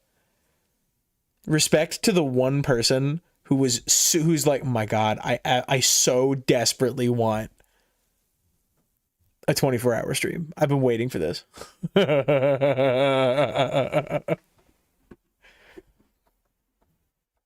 Okay, and now we can delete this. What can I say except delete this? All right, guys. I am not giving you all an option for next week. We are doing the same thing next week. I'm actually going to set that up right now.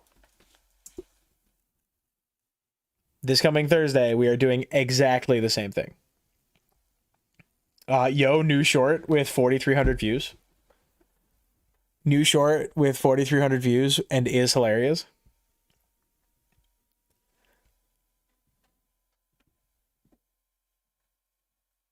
Stop it.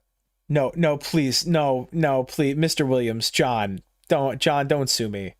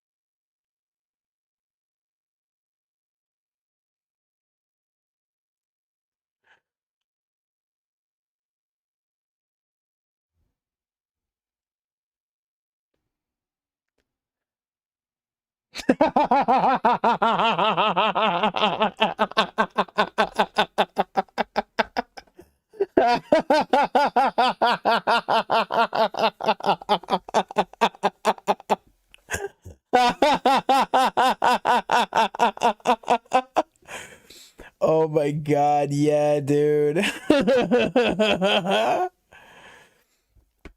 Oh my God, it's one of the funniest things that either of us has ever said. Go live. Schedule stream. No, I want to reuse this. No, I really do want to reuse the settings from this one. Please. Fine, we'll reuse the settings from this one. Doesn't matter.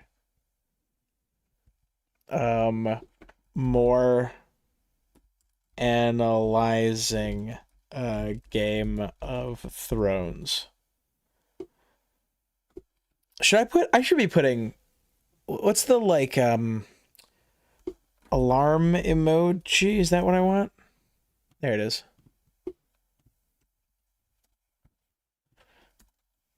Yeah, we're gonna just, I need the visual language to show people that it's live. There we go. We go down here. We go to theory hunting, and we throw this in. Duh, books. No, please stop being in Theories of Ice and Fire. Monetization on, customization on. Very nice. And this is going to be Thursday at 11 o'clock a.m. in the morning. Done. Done. There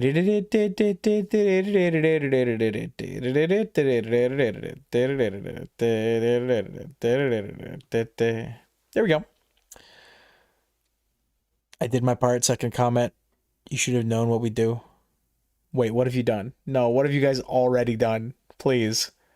Please. I have 4 responses.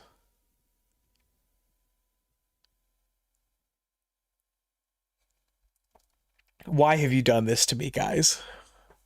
Why have you done this to me? You understand that I have to strip the stupid answers, right?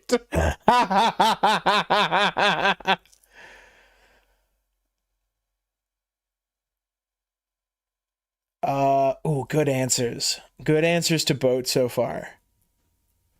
Good answers to name a woman so far. Whoa. Whoa. Very interesting responses to favorite franchise so far.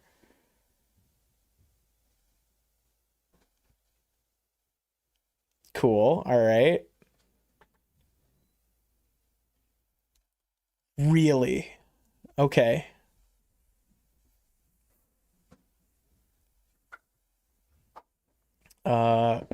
Yep, okay. Yep.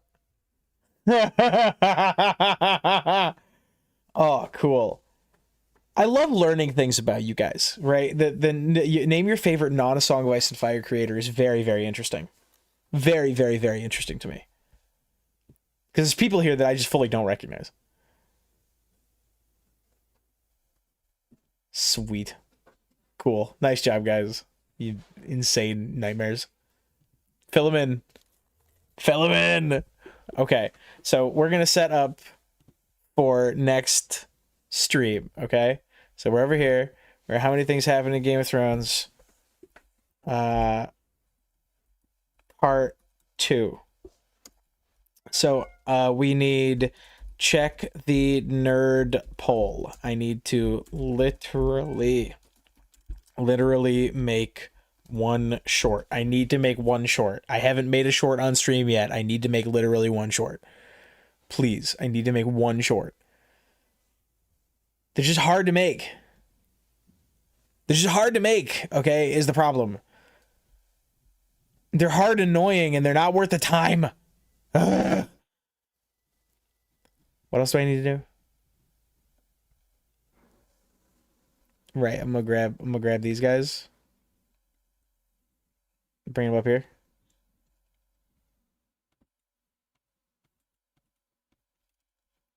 We got some good stuff in the Darkstar stream. Cool. And we will be spending a lot of this on season 8.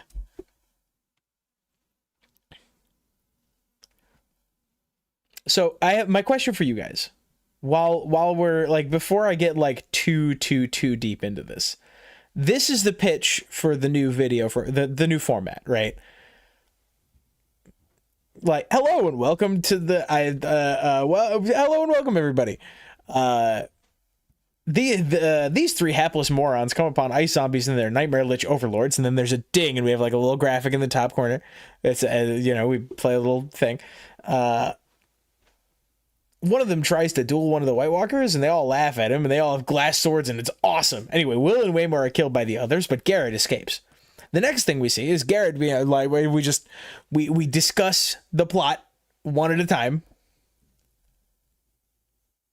Oh wait, did we get all of Cat? I think we did. Is this all of Cat? I think this is all of Cat. 1 enter equals this plus 1. Copy. Paste. 22 things happen in Cat's plot.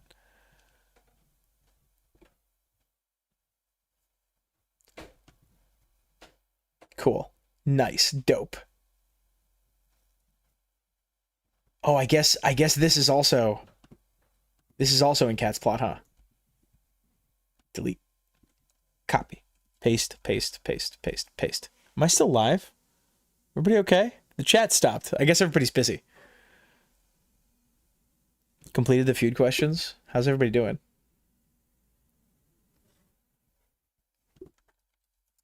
Forms.google.com. How's everybody doing? We have 12 responses? You guys are insane.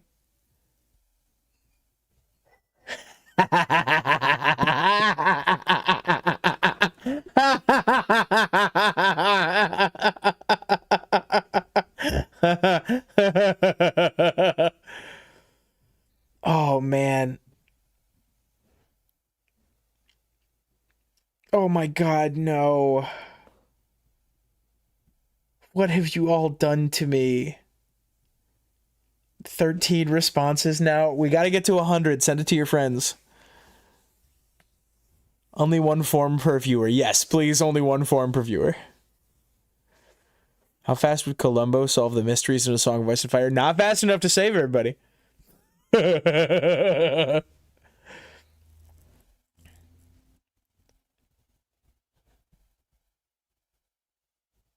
Man, y'all have crazy taste in board game nights.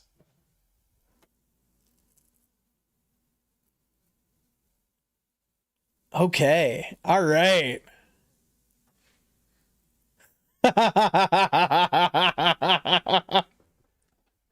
Yes. Shout out to the person who wrote Sweet Jeebus in one of the answers.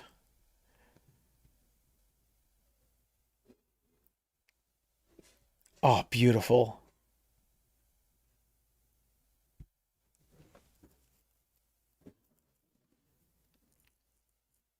Oh my God, this is gorgeous. All right, guys, I simply must be done.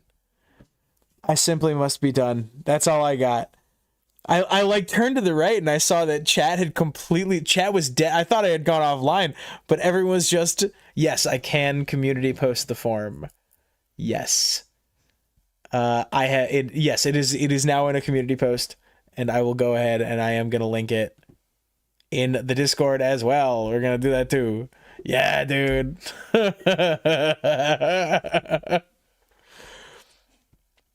What madness. What madness. Okay, we're gonna go down here. We scroll. Where's polling nerds? I'm actually gonna put it in like stream announcements. I forgot to stream ping today, so you're all getting the poll instead at INC announcements. There we go.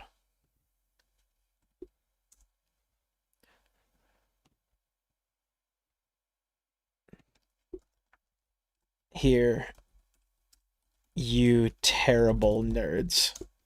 We need to get to 100 responses.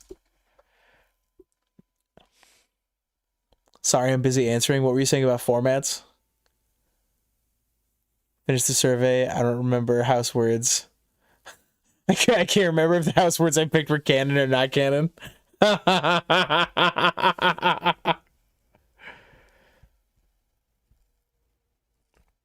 Oh my gosh. This is the most popular channel. Fill out this survey. It will be a video. Nobody tell Zach. All right, guys. I must leave. I must find food. I am hungry. Responses keep coming in. Let's see. Any particularly unhinged ones?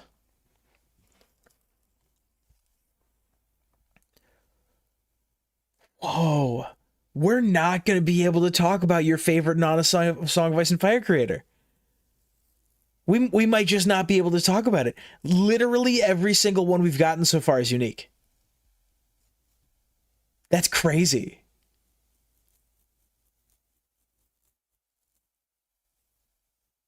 Oh, this is cool.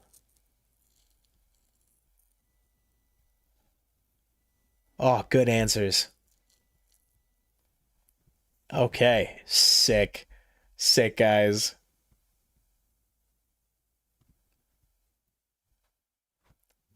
Okay. Oh, it's a beautiful hellscape. Oh my god, you're all amazing. I'm back. Da-na-na-na-na-na-na-na. On my way to KFC. Doo-da, doo-da.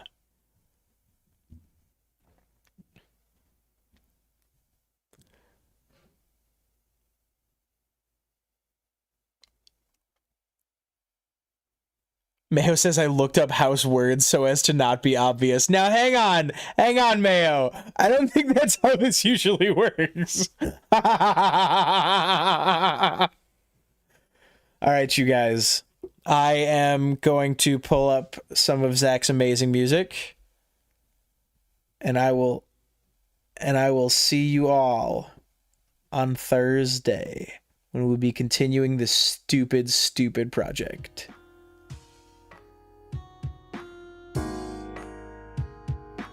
I'm gonna let you guys chill and chat. Start poll. What do Rincaria or Bangers from Beyond? Got 30 seconds. What do you guys want to listen to here on the way out?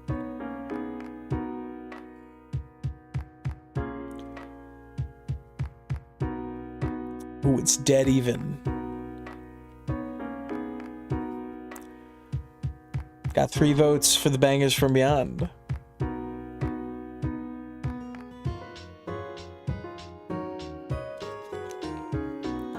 Bangers from Beyond out ahead.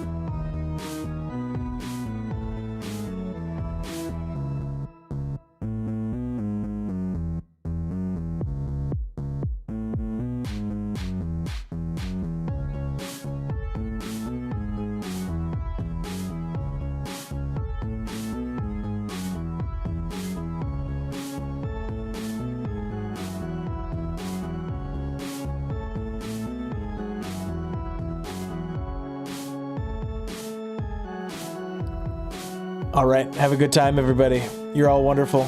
Chill, listen to the music. I'm gonna run a couple ads and I'm gonna shut us down in, I don't know, like 20 minutes or something. You guys are doing great and I'm proud of you. Zach's trying to do some other streams. Zach's trying to do some Sunday streams. Oh my god, we gotta do House of the Dragon prep. When does House of the Dragon come out? Hot D release date, season 3. June 21st. We have less than a month. We gotta talk about House of the Dragon.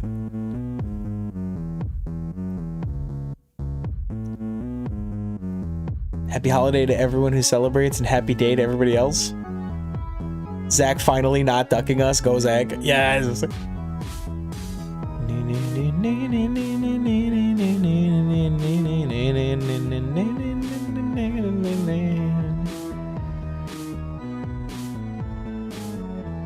Wesley, it is a wonder and a joy as always. Thank you for being here. You are an absolute delight. You mad people.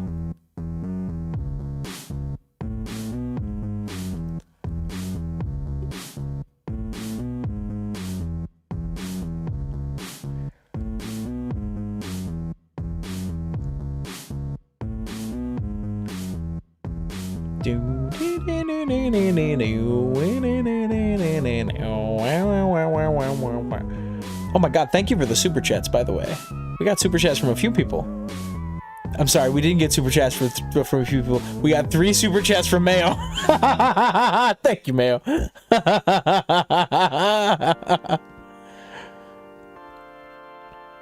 You guys are amazing. I'm going silent, but listen as long as you like. Goodbye.